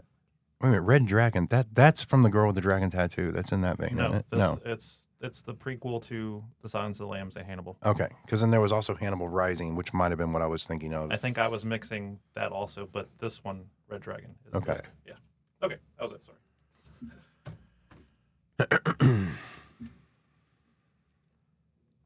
All right, man. Number 4. Number 4. There's been another Stephen King entry on our list from somebody over here. It. My Stephen King nomination is Carrie. Carrie White. It's another one of these ones that's from a storytelling lens, because we, the audience, spend the entire film getting emotionally attached to her. We sympathize with her. We feel sorry for her. Her whole life up until this point, senior in high school, is just a nightmare. She's bullied by her mom. She's bullied by the church. She's bullied by the students. Yep. All the way up until the very the end scene, the Black Prom. And that's minutes before that happens is the first time that she allows herself to feel some level of happiness. And King touched on this more in the book, but she's actually surprised at the sound of her own laughter. Mm-hmm. If you just ingest that for a second, why would somebody be surprised at the sound of their laughter? Because they've never fucking done it. And she allows herself to feel that for just a moment, and then boom, bucket of pig blood. But then so we root for what happens until it starts happening, and you're like, holy shit, she's just annihilating fucking everybody. But I mean, it's not. I don't think it's technically a Stephen King film. I think it was a mini series on TV, because I think this thing went like 4 to 6 hours. It was something incredible. Storm of the Century. Mm-hmm. A whole different classification of horror. More of that isolation kind of vein, in my opinion. A little bit of that isolation kind of vein.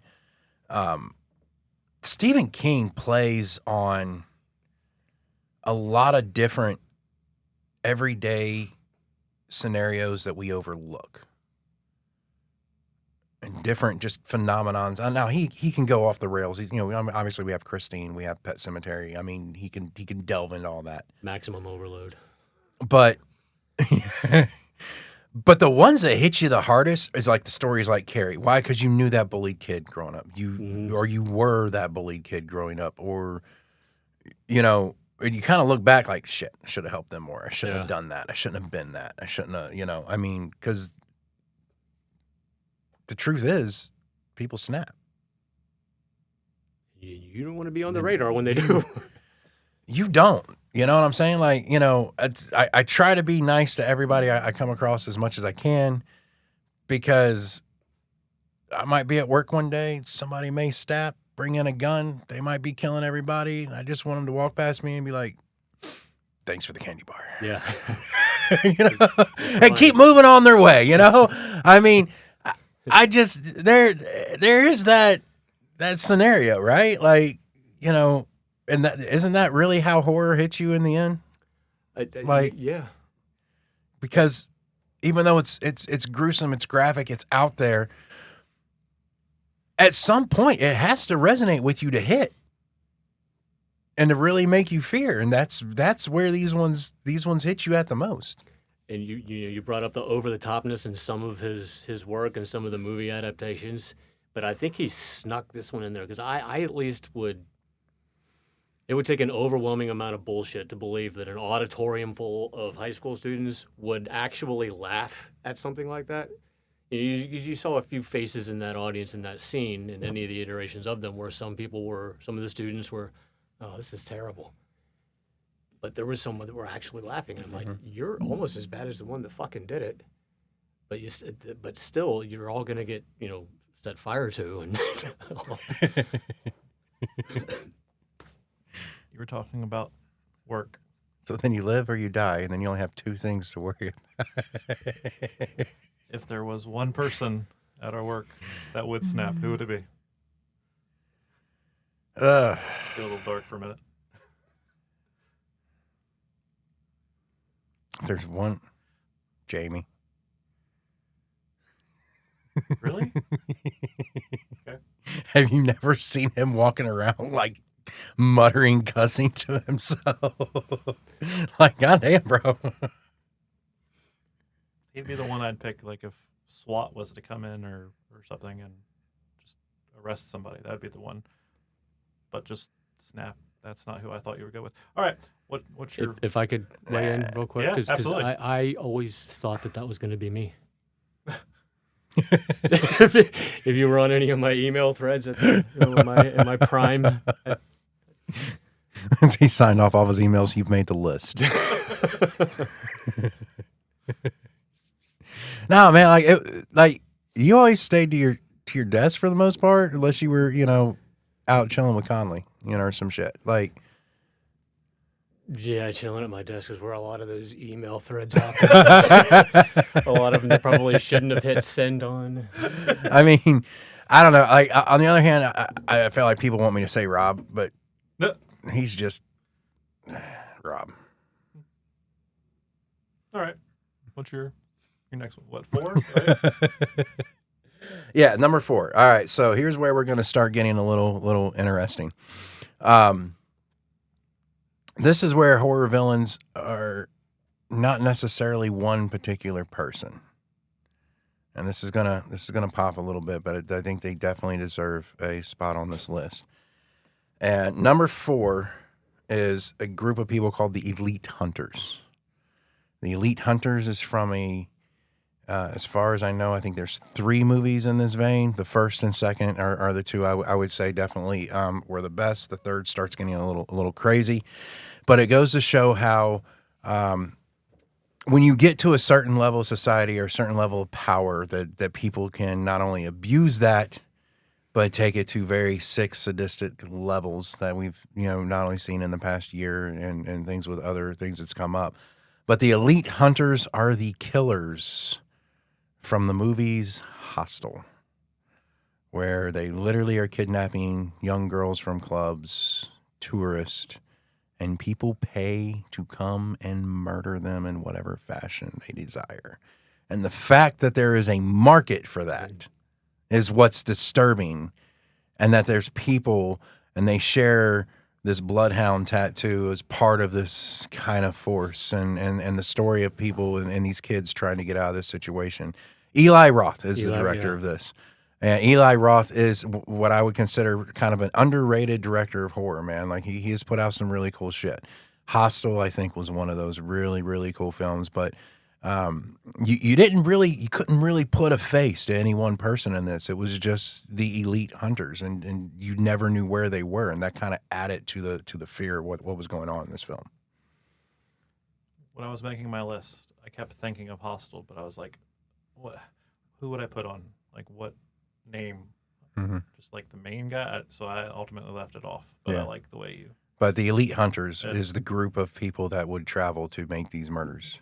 So I actually had to Google what they were called, because I'm like, what were those people called? I mean, I can't just write rich fucking bastards down. You know what I'm saying? Like, I mean, I can. Well, you could. I can. but I knew they had to have a particular, because I knew they had the tattoo, right? And I knew they had, which was funny, because I actually bought the collector's edition of the first movie, and it came with a temporary bloodhound tattoo inside the box. So I'm like, who the fuck would put that on? I mean, it's cool, but who the fuck would put that on? Right on the You know. forehead. So 48 hours later, I had someone in a store ask me where I got a bloodhound tattoo at, and I just said it was fake. And I mean, sorry.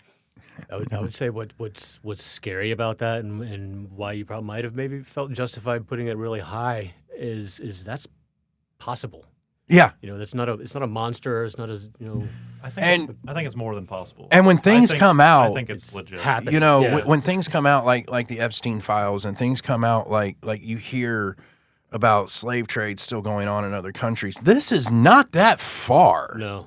from being a legitimately possibility. Like, if you honestly think about how many films were made in this vein. Mm-hmm. In every genre. I mean, you think about the action genre, you think about Hard Target with Jean-Claude Van Damme. All those guys were doing was hunting that dude for an hour and a half, right? You think about the movie Hunted. You know, dude defects from the military. They're out there to kill him. That's what's going to happen. Benicio del Toro. I mean, like there's a lot of films in this vein that touch every genre of film. I have a hard time believing it's not happening somewhere. Right. Well, and did you know that the CIA has a film budget? No. Yeah. Yeah, That's an Argo, interesting. the movie Argo. I remember something in that. That they In the, would yeah, have funded so, it. Yeah. I don't have the list in front of me. That wasn't crazy, this man. episode, but yeah, there's a list of films that the CIA has funded. That's, Please tell me Manchurian Candidate was one of them. I just hope Hostel wasn't one of them. Okay. I'm fine if Hostel was one of them as long as the next two weren't. Okay, fair enough. Because the next two would scare me even more. Yeah.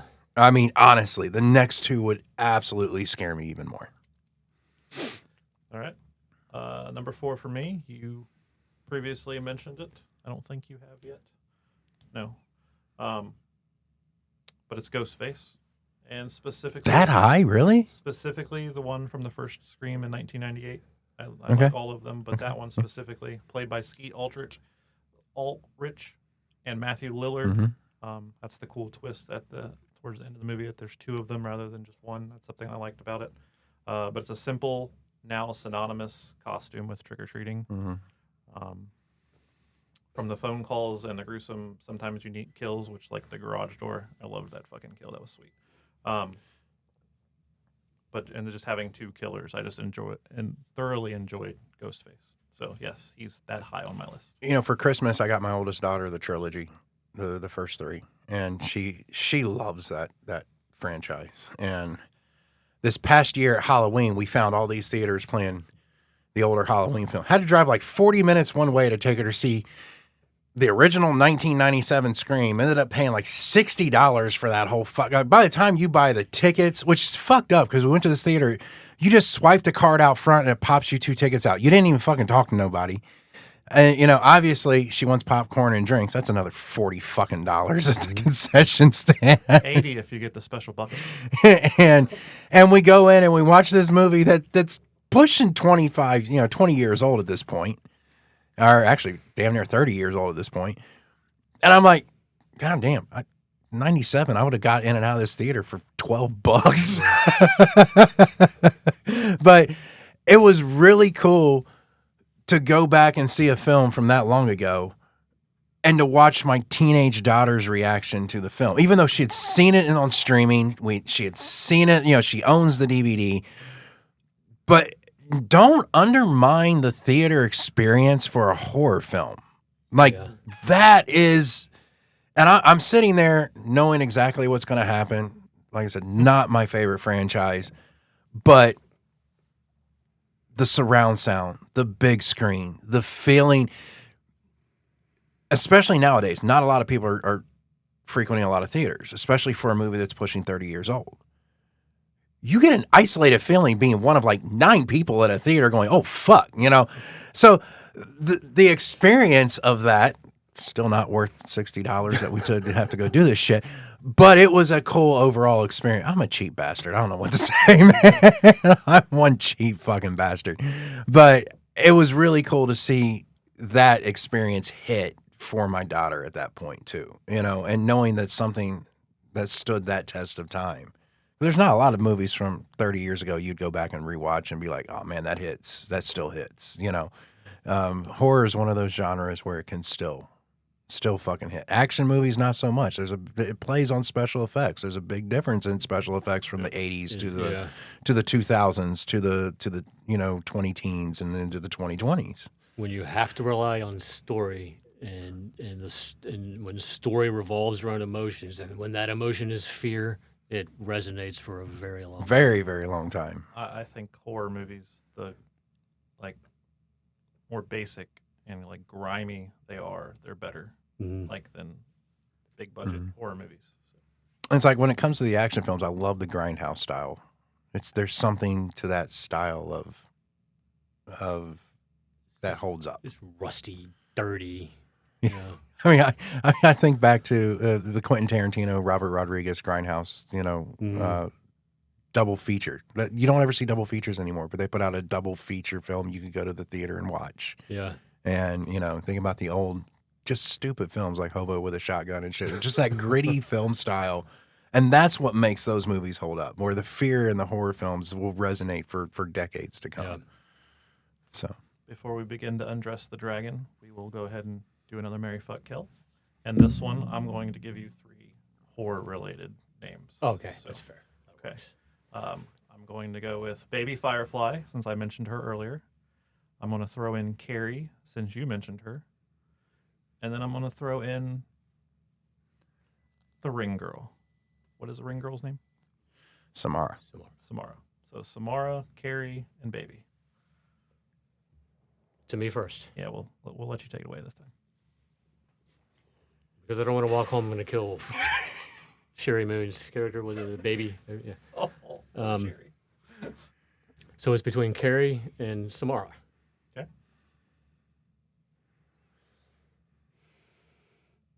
I love brunettes. I'm going to marry Samara. And just have one single night with Carrie. Seems like it'd be a hot ticket for one night. Pun very much intended. Fair enough. All right, so I've got to kill Samara. Something about the waterlogged woman I'm not going to be able to deal with. And that, I mean, I'm still shallow enough that looks have got to play something into it. And that one's just not going to, there's no way, shape, or form I can get around to the other 2 runs on that.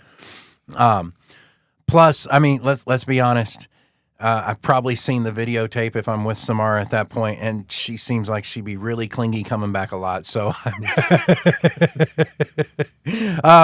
so at that point, I'll have to take the night with Carrie, even though it's probably going to walk away with a hunk of burning love, and I might need some antibiotics, but let's go. And you know what? She seems like she just needs someone to understand for a night, be a little caring.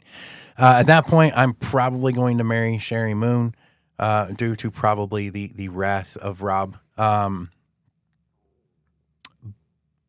mean, you're gonna die regardless of these 3, so you might as well go out maniacally at that point. So, See, I don't think you have to die if you marry Sherry. I think you can just join her. I think an argument would at some point would probably spark the loss of a head. Maybe. Which one is up to you to decide. But I'll take that risk. I'm marrying the beautiful Sherry Moon, and hopefully get to make movies with Rob Zombie as well. Samara, is that her name? Mm-hmm. Samara, as you mentioned, she's wet, so. She's going to be wet for me. Not in a good way. Go ahead and not in the fun way. Dude, going to go ahead and fuck her. And then there's a reason they all made fun of her all the time. So I'm just going to go ahead and end Carrie's life for her. That was pretty mean, I guess. But I don't think it's a You were one of the students laughing in the gym, weren't you? He was in the back corner going, well, this is awkward. But red's her color. I was probably in the corner fucking a child. I'm sorry. I'm sorry. My bad. That's not. I'll pick y'all up when I get on the bus to hell. I'm just. Looks good. I'll on be you. there. So, all right, man. We are in the top 3. Have you guys ever seen? I ask this a lot, and it's really high on my list. Have you guys ever seen the movie Nefarious? Yes. I think so. It's been a minute. Yeah, I Demonic think Possessions from Angel Studios. Okay, so I wanted to make sure because the whole entire reason it's on my list and this high, that entity, is from one line that he get, or not really a line, but a scene, and it's so diabolical when the inmate makes his request for his last meal, and he's meek and meager and fragile. He's practically begging for this. It's his last thing. He knows this shit wasn't his fault that he's about to get executed for. This is the last thing before he dies that's going to bring him some. And what happens? The demon takes back over. He says, you know what? I changed my mind. I'm not hungry. I don't want anything. Like that one line, that's... And you get a sense, because he's said before about the movie, he's been with this guy for most of his life, if not his whole life. And that's the kind of commonplace shit that he's capable of. Like, wow. And you know, when you mentioned Angel Studios, which is a steeply Christian-based company anyway, and I have such a love-hate relationship when it comes to Christian-based films, and a lot of that's just due from my upbringing. And it didn't make the honorable mention list. It didn't make the top 10 list. But there's one Christian author that I did read for quite a while. His name is Frank Preddy. And he has his two big books. One's called Piercing the Darkness, and the other one's called The Oath. And it deals a lot with demonic, possession. And it's insane the nuances you can put into those stories that makes something as simple as requesting the last meal turn into something that crushes a soul by just denying them that last little thing. The last thing. And he wrote a book called House, and it did end up getting made into a film. And it's about a couple. And the reason I watched it was some of the actors that played in House of a Thousand Corpses came over and did this movie House.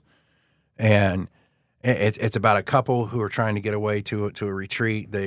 Their daughter had fallen through ice and drowned, and they both kind of blame each other for it because they were both busy and neither one of them were out there type scenario. And when they get into this house, it goes into complete lockdown.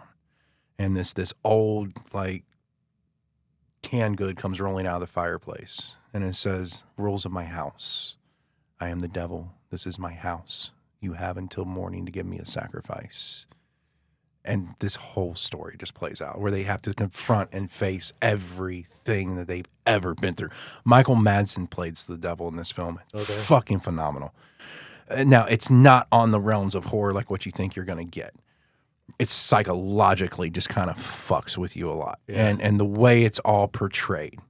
And the ending is absolutely, I mean, I can tell you the ending doesn't really take away from anything in it, but they both have had it. They're in a car accident, and this is their trip trying to get to purgatory or get to whether they're going to heaven or hell, where they have to face everything that they've blamed each other for.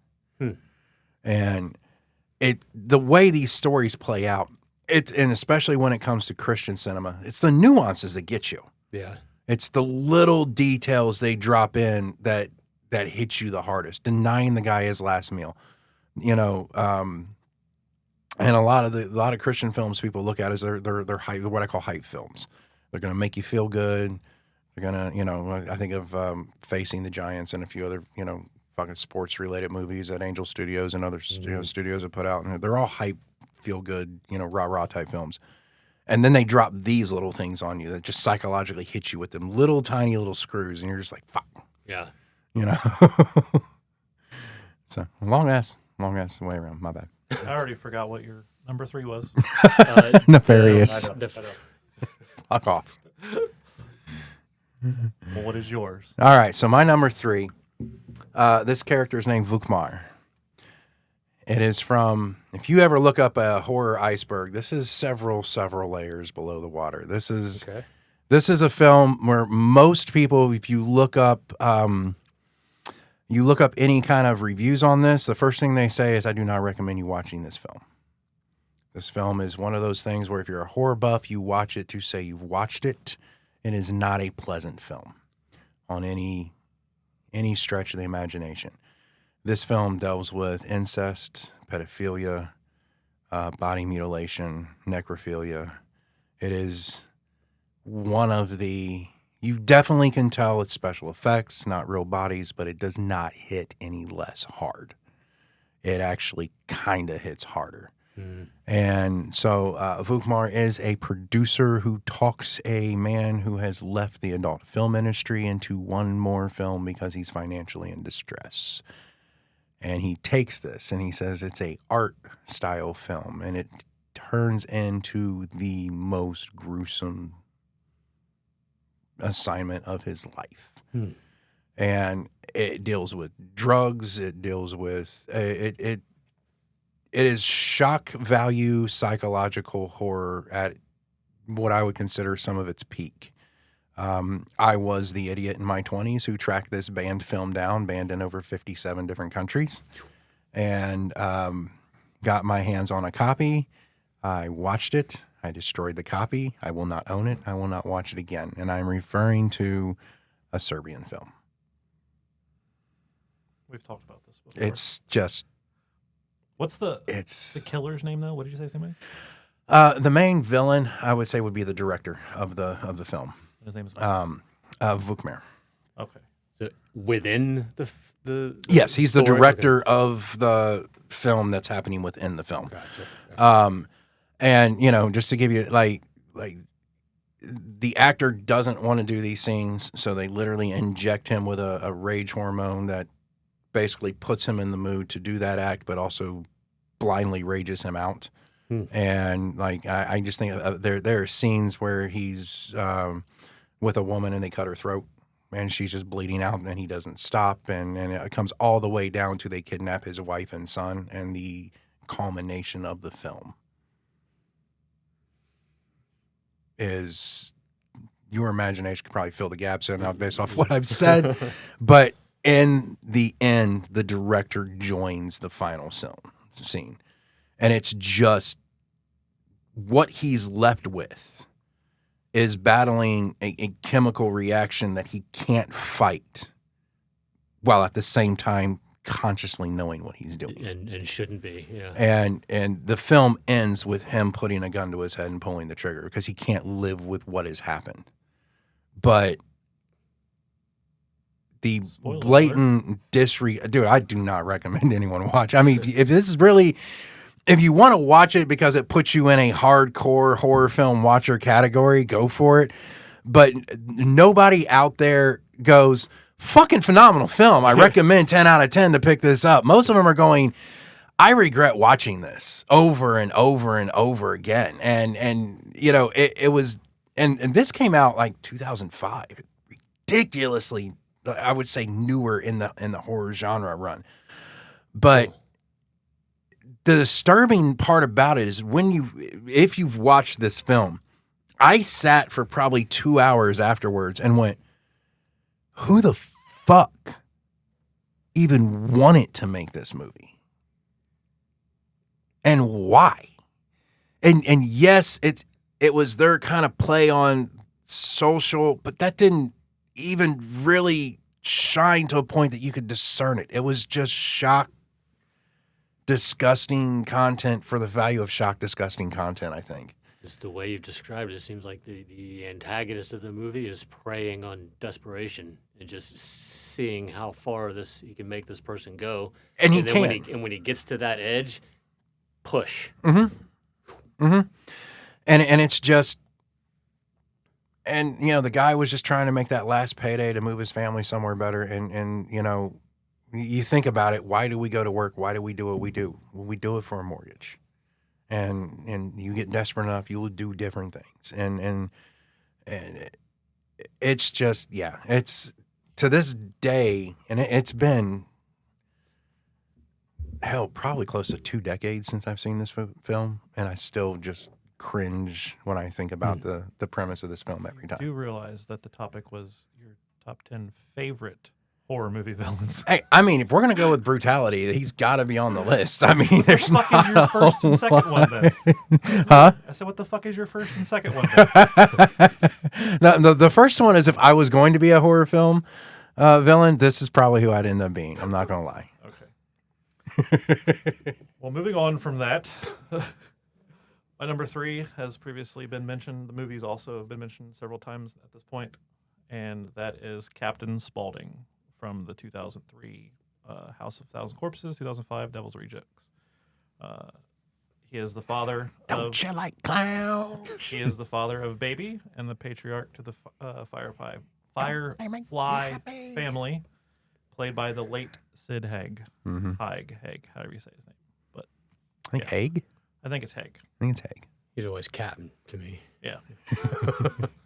I don't know anyone else could have played the captains. I miss going to Horror Hound the year he was there, and I kind of regret that one. Because that would have been somebody I probably would have paid a lot of money to have stood in line and seen and had a picture taken with. I'm not gonna lie. Sig Haig. He was what an actor, man. Yeah. What a guy who could just commit to something and go. And I mean, and you think about like he'd been acting for years, but he was known for Captain Spaulding the most because Zombie was like, I've seen stuff you're in. I like that. You know, and kind of the same thing that Kevin Smith did with Michael Parks. Michael Parks was at the end of his career, but he gave him 2 films that he fucking crushed, man. And, you know, I went back and started watching other Michael Parks films. I'm like, dude, this guy was fucking legit a good actor. Like, how did, like, he not get bigger or better than what he got, you know? Right. So, and I think Sig Haig was kind of one of those guys. And then Rob Zombie was like, yeah, but I know you and I know you can pull this off. And he crushed that role, man. Yeah. Absolutely crushed that role. What a hell of an actor. I love that that one line that he's got, or not, when he's trying to commandeer the lady in her son's car. They go, whatever clown business is supersedes whatever.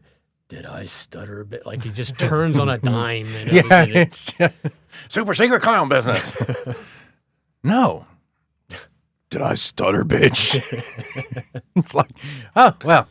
There's lights. Yeah, it's a light switch moment, man. Like he goes happy-go-lucky straight to holy shit, man. It's great. All right, number 2. Have you guys seen the movie Pan's Labyrinth? And not a lot of people have. I don't think that's a horror film. Except for the guy that I picked from it. Okay. Not really guy. Can't really say he's a guy.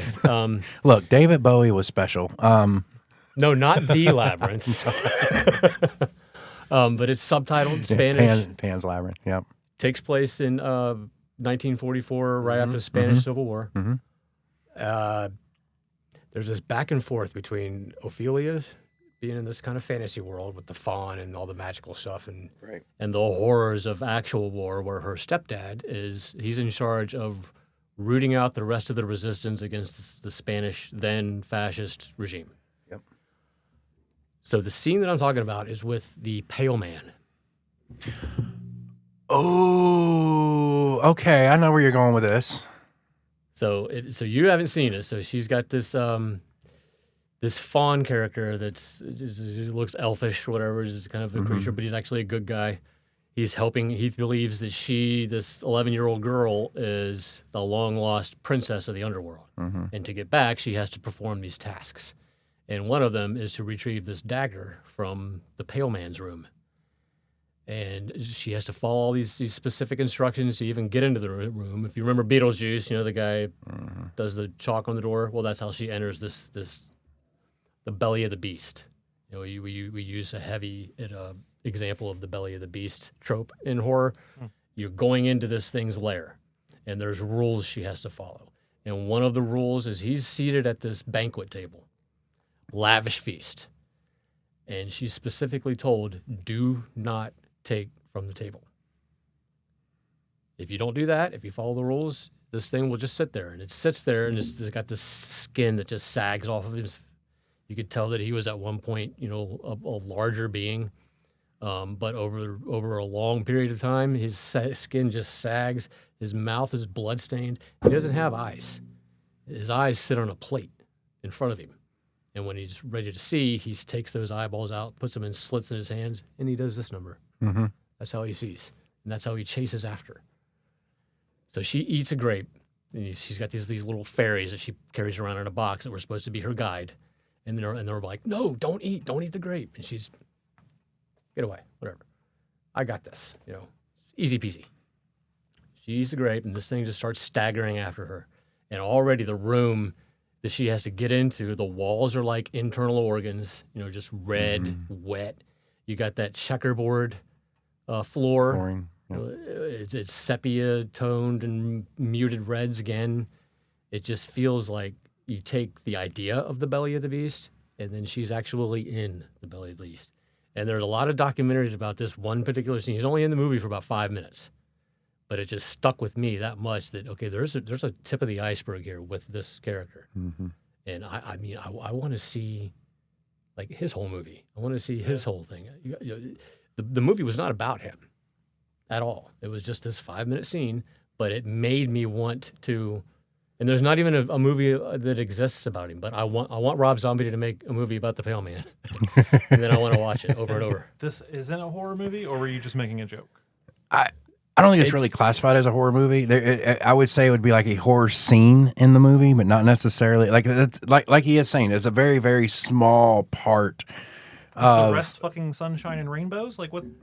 No. So you've got that backdrop, like I said, of it's right after the Spanish Civil War, and her real life stepdad, who's like the main antagonist throughout the whole thing. He's pretty fucking ruthless, and there's a lot of kill scenes that he has where he caves in a dude's face because he was giving food to the resistance in the mountains. He's the real deal. And there's a lot of documentaries out there and analysis that says this Pale Man character, this demon entity, is symbolically represented as his inner. So essentially Pan's Labyrinth is her escaping the reality and the horrors of the time, but the characters in the labyrinth represent people in her life, in her actual life. And whereas the Pale Man came back as basically her stepfather, the ruthlessness, the kind of the fear that he strikes in her as far as how that goes. It's kind of a movie, I would say, it's about a lot of escapism, I would say, about her escaping out of a trauma-filled or abuse-filled life, a more, I guess you could say another take on that would be like Sucker Punch. As far as that goes. But I mean, I don't know if I would really classify it as horror.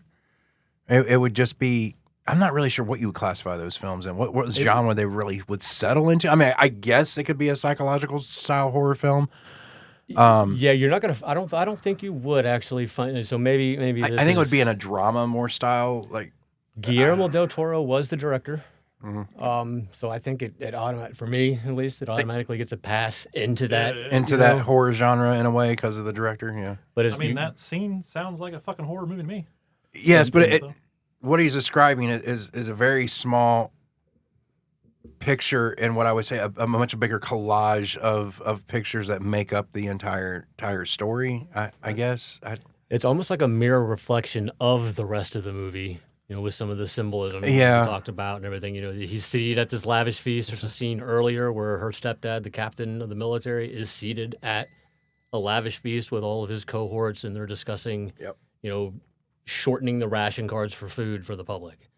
Dastardly shit. And then here's this thing that has been eating children for, maybe centuries. One of the little symbolic images in that scene is there's a pile of children's shoes.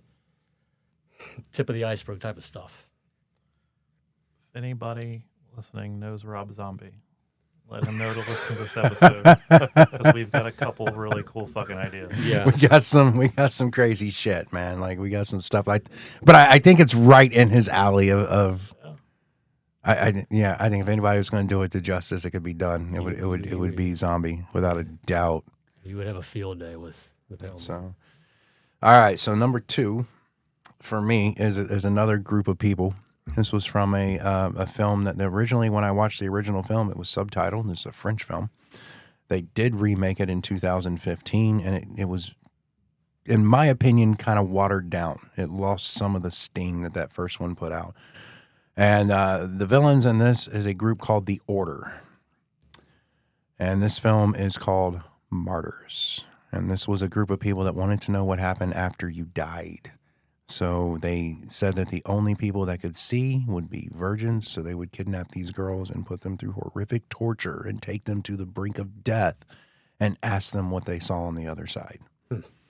And it was a incredibly, the scene that sticks out is the one where they're literally filleting a girl and basically pulling the skin from her body to get her to that brink of death, and the horrors that they would push her to more and more and more. And what you find out as authorities start investigating into who the order is and what it is. And it not only does it play on the fear of what happens after you die, but it plays on the fear of the horrors that people will go to find out. Right. Yeah. And the whole premise of it was just the most. They push a girl to the point, and the biggest fear is you're waiting for the payoff that you just don't get. Because she whispers to the main woman of the order, who stands up. She walks into a room and she says she finally has the answer, and then just puts a gun to her head and blows her brains out in front of everybody. You don't even get your payoff. But the entire film is built on the premise of what happens, Right. and built on the premise of how twisted people will go to figure something out that is almost painted in it's not even relevant. It's going to happen whether you know about it or not, you know. But the tortures they put these girls through, and the way they paint it out, it's so callous. Once again, it's more of the elite trying to do stuff they have no business doing type films. It's that element of dehumanization. Absolutely. Yeah. Absolutely. Because, they're very willing to sacrifice someone else's life for a question Yeah. that is not going to improve anyone else's life on the planet at all. And the entire back and forth struggle of the government agents trying to close in on where it's at and what it's going. Because in the beginning, one of the girls does escape and she's picked up by somebody and she tells the story. And for like the first quarter of the movie, nobody believes it happens. Like there's no fucking way anyone's out here doing this type shit. And finally, it just takes that one person to be like, all right, I'm going to look into it. And then that's where it all starts culminating, and the tortures get worse and everything else because they need this fictional answer. And to this day, there's so much speculation online. The biggest speculation online is, what did that girl whisper to her? What was said that either terrified the leader of the order so much that she couldn't handle it, or what did she say that pushed her over the edge to just end it? Was it something so blissful she had to get to, or was something so terrifying she couldn't deal with? That's an awesome question for And what you're describing. Yeah. So that's where that's where a lot of the debate around this film comes from. But it's one of those films you're just going, holy fucking shit. You know what I mean? And that's one of those cliffhangers too. That's like you love it and you hate it at the exact same time. Knowing that there's and even the directors, even the American directors, like, yeah, there's no plans for a sequel ever. Like this is the culmination of it. Where would we even go? Like, are we gonna do the whole film over where we tell you at the end what it is? Like, there's no point in rehashing that. It is a beautifully twisted punctuation mark on a story that's going to piss you off. Yeah. But you're definitely along for an insane ride. And as long as you can deal with subtitles, obviously if you've watched something like Pan's Labyrinth and everything else where the subtitling is very heavy, if you can do subtitled films, I definitely recommend going to the original Martyrs, because it is so much more in depth, and the character building and how they tell the story is just better than how we definitely lost in translation trying to bring it over and remake it in 2015. Yeah. So. All right. That brings me to mine. When we started this, I said a lot of my list is based off of aesthetic storytelling, but also relatable killers that I felt I most related to. And this one would probably be the number one that I feel like I relate to, because I'm two different people. The one you see before you now and then in my head, I'm vain and materialistic, and I could be a psycho killer. But my number 2, Patrick Bateman from 2000's American Psycho. He also was in the sequel, I believe, but I've never actually watched the sequel, so I'm just basing it off of the first one. But hold on, before we get this last part out. Actually, a couple last parts. I got to bring this up. Christian Bale, the best Batman and best Bruce Wayne. I had to get that in there. But he plays a wealthy Wall Street investment banker that leads a double life as a cannibalistic serial killer. Despite his viciousness and no regard for human life, he sure does have a nice business card. I just had to get that in. Maybe it's the name of the character and the name of the movie that culminate for me, but does anybody ever view this as just like a spinoff of Psycho? It's nothing like Psycho. No. It's got a Psycho. Maybe different forms of psychosis. Yeah, I mean, I think it's just because of Bateman being in the last name and Psycho being in the movie American Psycho, and then obviously the character's last name is Bateman, and of course you have Psycho and Bates as far as from the Hitchcock, and for some reason, and I know they're not really connected in that aspect whatsoever. Yeah. For some reason, my brain just keeps telling me it's just a spinoff of Psycho, but I know it's not. But I just, no one else's brain works that way because everybody's said the same thing. What? No? What are you talking about? Like, yeah, I know. When you explained it, I was like, okay, I see the dots. Yeah. I mean, yeah, and like I said, my brain just connects weird dots like that. So there we are, and it's just kind of that whole. I mean, like I said, neither movie really plays on either one. Both are phenomenal in their own right, but yeah, I mean, American Psycho. This guy who just kills with a smile on his face, man. I'm just saying, what happy-go-lucky slasher, man. That axe scene where he's just talking to the dude, putting on his little rain jacket like it's a Tuesday afternoon, man. About Yeah. the music, yeah. Was it Huey Lewis? Yep. Yeah. Yeah, I mean, it's that brings a whole nother level of crazy to a scene when it's just it's kind of like what you were talking about, Leatherface puts her on the meat hook and sits down. It's like, all right, cool, yeah, On to the next. check off on that list. It just If I ever snap, just know that I'm going to recreate that scene that we were just speaking about. I've thought about it many times. oh god, Wasn't there also at the very end, like when everything's really ramped up and the cinematography is all stroby and fast? Yeah. Doesn't he call like a psychiatrist and he's screaming into the phone, "I'm Patrick Bateman," and the guy's like, "What are you even talking about, dude?" so maybe you might be onto something that has got some Norman Batesy psycho type schizophrenic stuff in there. I mean, I think there's probably common threads through a lot of those films because obviously you can't have psychotic breaks in all these films without there being a common thread of what psychosis and a psychotic break does for the human brain, the human body. But yeah, I don't know. I don't know if it was a nod to Hitchcock because of the name of the film, the name of the character, using some of those. I've never been able to confirm if it was a nod to Hitchcock and what he did back in the day, or if it was just, hey man, this was completely random, coincidental. It just happened this way. Yeah. But it to me, it just feels like it's more intentional than just a random nod. You know what I mean? Or than just coincidence. As somebody who's taken on storytelling as a profession, nothing is done by accident.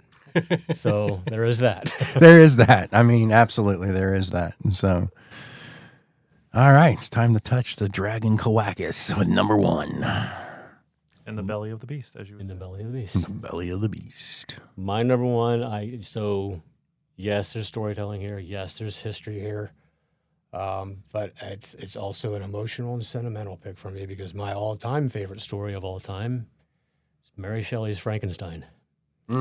And much like Count Dracula, which I was convinced was going to be your number 1, Nate, has spawned a century's worth of reboots, iterations, all running the gamut of all the different movies and shows and things. You even had a comedy with, Herman Munster.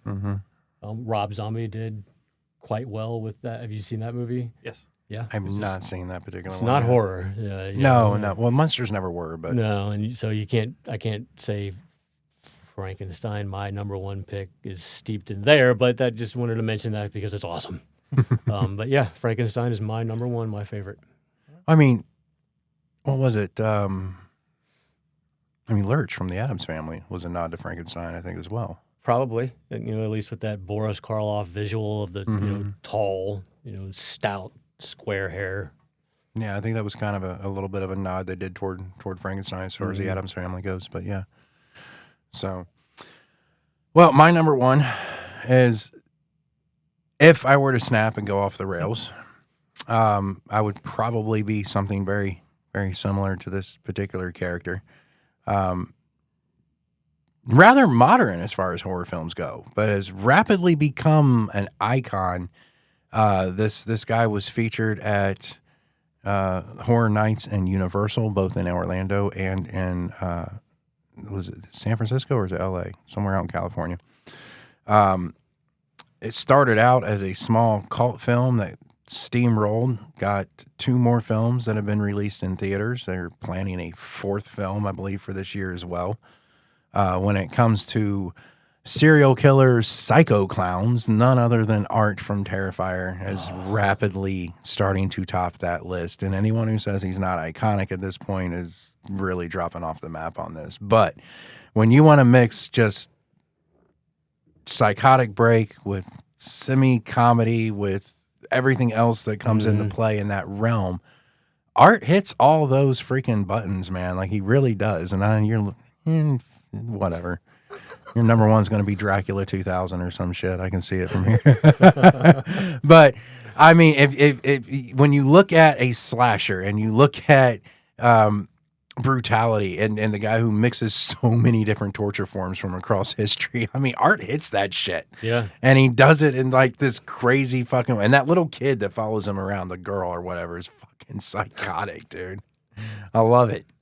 I'm there for it. I don't know. I mean, that stupid black and white aesthetic with that weird ass smile. There's something about a serial killer sitting at a laundromat dripping with blood reading a newspaper that just strikes me funny as fuck. I mean, oh yeah, I was going to mention the aesthetic as well. He kind of mirrors, at least in a clown demon-y version of Nosferatu. Yeah. And like you said, just doing the mundane stuff, reading the news, doing his laundry in a laundromat.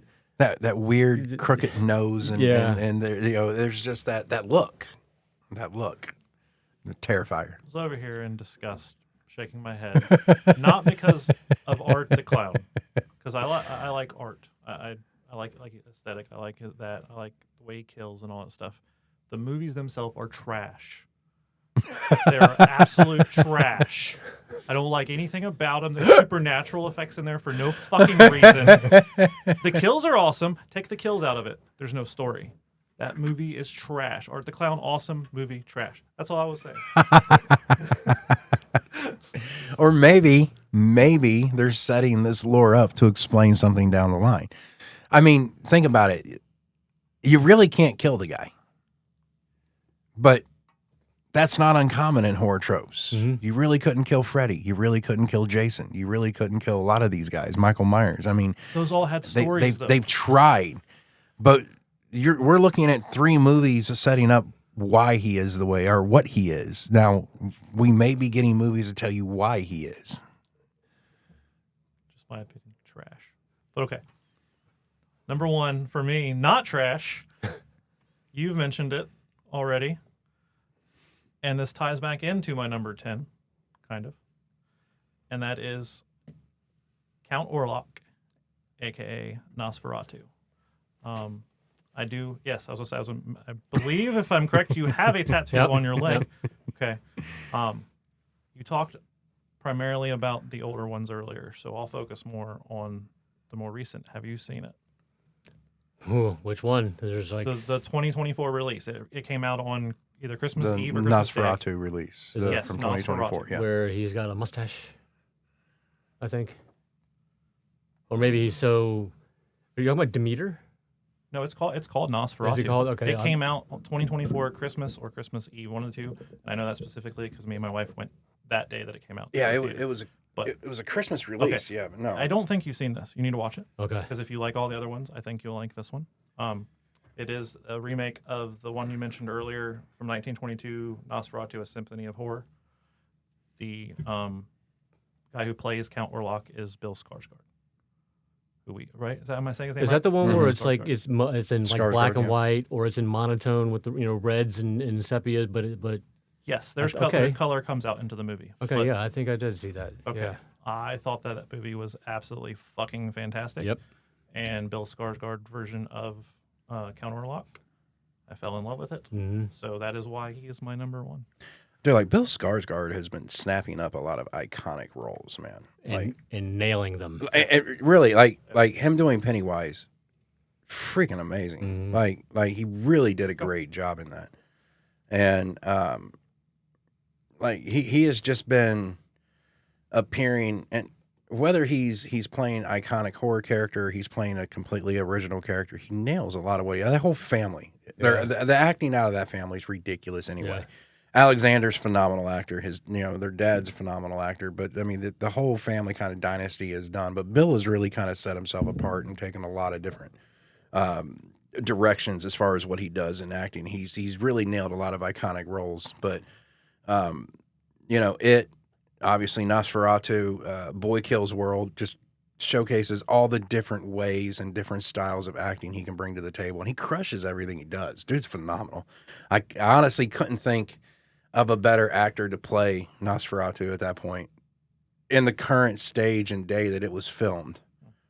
I think he was probably the only logical choice. It was talking him into doing it at that point, but so. I thought the movie was phenomenal. His rendition was Yeah. I remembered that I looked this up when you guys were talking earlier, talking about American Psycho. So American Psycho is heavily considered a conceptual, thematic, and nominal nod. That's a lot of fucking words. Nod to Alfred Hitchcock's 1960 film Psycho. The protagonist, Patrick Bateman, shares a similar surname to Norman Bates, and both films examine the duality of madness and the unraveling of a polite sanitized persona, but that doesn't look like Santa. Anyways, yes. So there is a nod of some sort. So it was definitely a play on, or not, Yeah. definitely okay. That's actually pretty remarkable because we, on the surface, on paper, we three had very diverse and very different lists. Yes. But even, looking some stuff up, there's a lot of overlap between, Norman Bates, Patrick Bateman, Not only a lot of overlap, but always surprisingly how that a lot of the same films will appear on all three lists, not only sometimes for different reasons, but oddly enough in the placements of where we've sat them on the list. What was you two guys shared number 5 again? Yeah, so it was Hannibal Hannibal Lecter. Yeah, or Silence of the Lambs by Hannibal Lecter. And the fact that, what was it? Jigsaw. 9, 8, and 7 were all Jigsaw, just on different lists. Yeah. I mean, I think. It's one of the things we've talked about. I don't know how many times. It's just how, regardless of who we've had in, and we've had owners of comedy clubs in, we've had amateur wrestlers come in, we've had friends from work. I mean, we've managed to pull quite a diverse, different run of list. His wife joined us for a serial killers episode, and how, as diverse as all the backgrounds get, we still all gravitate. There's always something that matches on all three lists. Not always in the same spot, but there's always something that matches. And we had quite a bit of matching that happened here. But, the fact that we've had a dry spell for hitting on the same thing on the same. I think we did it 3 episodes back to back, and then it's been for a minute at that point. But it's always cool to see the 3 different approaches, but how we all arrive at some of the same conclusions. Mm-hmm. And it's always cool how that comes through. Yeah. The only time that we didn't have something similar is our taste of men and taste of women. 'Cause we've done both of those, and we didn't match at all. Yeah, you think Marry Fuck Kill with 3 dudes is fucked up? Let's do top 10 guys we'd be gay for. Why the fuck would I do top 10 guys I'd be gay for? I've had this list made out for months. Why does that not fucking surprise me either? Any honorable mentions? I think he had 27 that episode. There was not true. Fuck you. Let's just say he would whore out for some dudes if it came down to it. I'm not gonna, Especially if the Knicks were involved. If you have Knicks tickets, he'll suck a dick tomorrow. I'm not even lying. Like, All right, let's do the last Mary Fuck Kill. Get Knicks tickets. he's like, I jerked Jack Nichols off on the courtside seats on camera to get on a Knicks game. Like, Jesus, bro. Like, holy shit. Draw the card. Just Mary Fuck Kill. Let's go. Oh, my bad. Draw the card. Suddenly, it's not funny when he's jerking Jackalis Nicholas off. You can't even say his name right. Jackalis. I mean, it was a play on. It was a play on ejaculation and you being courtside with Jack Nicholas. I'm sorry. Somebody just say left or right, motherfucker. See, this is why. Oh, now you want to be right. Okay, fine. Thank God. I was like, if I pull this out and we're doing a sausage fest all over again, this is a whole new line of jokes that's going to come out. Yeah. All right. Heather Graham, Megyn Kelly, and Katie Holmes. He has no idea who Heather Graham is. Who was the middle one again? Megyn Kelly. I don't know who that is either. She is. News? She's a news anchor. Yeah. Oh, that's Heather Graham. Heather Graham We played had in. her recently, I think. Yeah. She played in Austin Powers. I think. Another picture of The her. second one, I believe. Yeah. Okay. And then who was the other one? Yeah. Heather Graham No, that's the one I just looked or Megyn Kelly. Megyn Kelly. Megyn. She's a journalist. I believe so. Yes. I won't need to see what she looks like. You said you don't? Nope. Okay. Do you? Is she the one who just had her grandma kidnapped or some shit, or was that I don't somebody know, else? but that's her. Probably. Yeah. Okay. I know who she. And then Katie Holmes. Do we need to? No. Do you need to look up a picture of Katie Holmes? Holmes? Used to be married to Tom Cruise? Yes. Okay. No, I'm good. Yes. Okay. Who's going first? Me? Where do you want to go first? I got that pick me look on my face. Yeah, what? No. Okay. There you I'm going to go. kill Megyn Kelly. Don't need to see what she needs to look like. She works for the mainstream media, so she's getting offed immediately. Okay. And then so we're going to fuck Heather Graham by default because I want to marry Katie Holmes so that she has to tell me all the secrets about Tom Cruise. Nice. I like it. I mean, he's in Scientology, so I'm sure there's a lot of dirt there somewhere. And very connected. And very connected, yeah. Now I'd have to change my answer because I'm not sure. I was going to go a different route. I'll just stick with that. Your killing of Megyn Kelly because she is Megyn, right? Yeah, because she is in mainstream media. I'm going to use that to my advantage because podcast. I want this thing to pop off. Gotcha. So then we can get canceled. So I'm going to marry Megyn Kelly and use. But I that. want canceled in the same way they canceled Dave Chappelle, where when I get canceled, I just get bigger. Right. Yeah. Yeah. And I love Katy Perry, or not Katy Perry. Wow, the fuck is her name? Holmes. Katie Holmes? Thank you. Holmes? I love Katie Holmes. He loves the woman so he can't much, name. I can't remember her name. No, I was thinking about the media thing. All right, I'm gonna fuck Katie Holmes, and then I'll try to get some secrets out of her, and I'll let you know. Okay. Fair enough. And then the other one, I don't even remember who it is. So I'll kill her too. Okay. So while you're fucking Katie Holmes, instead of screaming, "Show me the money," it's "Tell me the secrets," or like, Yes. okay, Yes. all right. Piper wants to And know. that's when she turns around and goes, "You can't handle the truth." Anyway, sorry. Well done. You're asking for an impossible mission. I'm sorry. Anyway, all right. So I will let you get the Megyn Kelly thing started because I'm gonna probably off her too because I'm not sure I could listen to that all day or even for a night. And I will fuck Katie Holmes for the evening. I've been in a cult, and so is she. That doesn't mix well in relationships, so I'm just purely aesthetic on that. Which leaves me with Heather Graham, because I'm going to annoy her for the rest of her life by just following her around the house going, "Yeah, baby, yeah."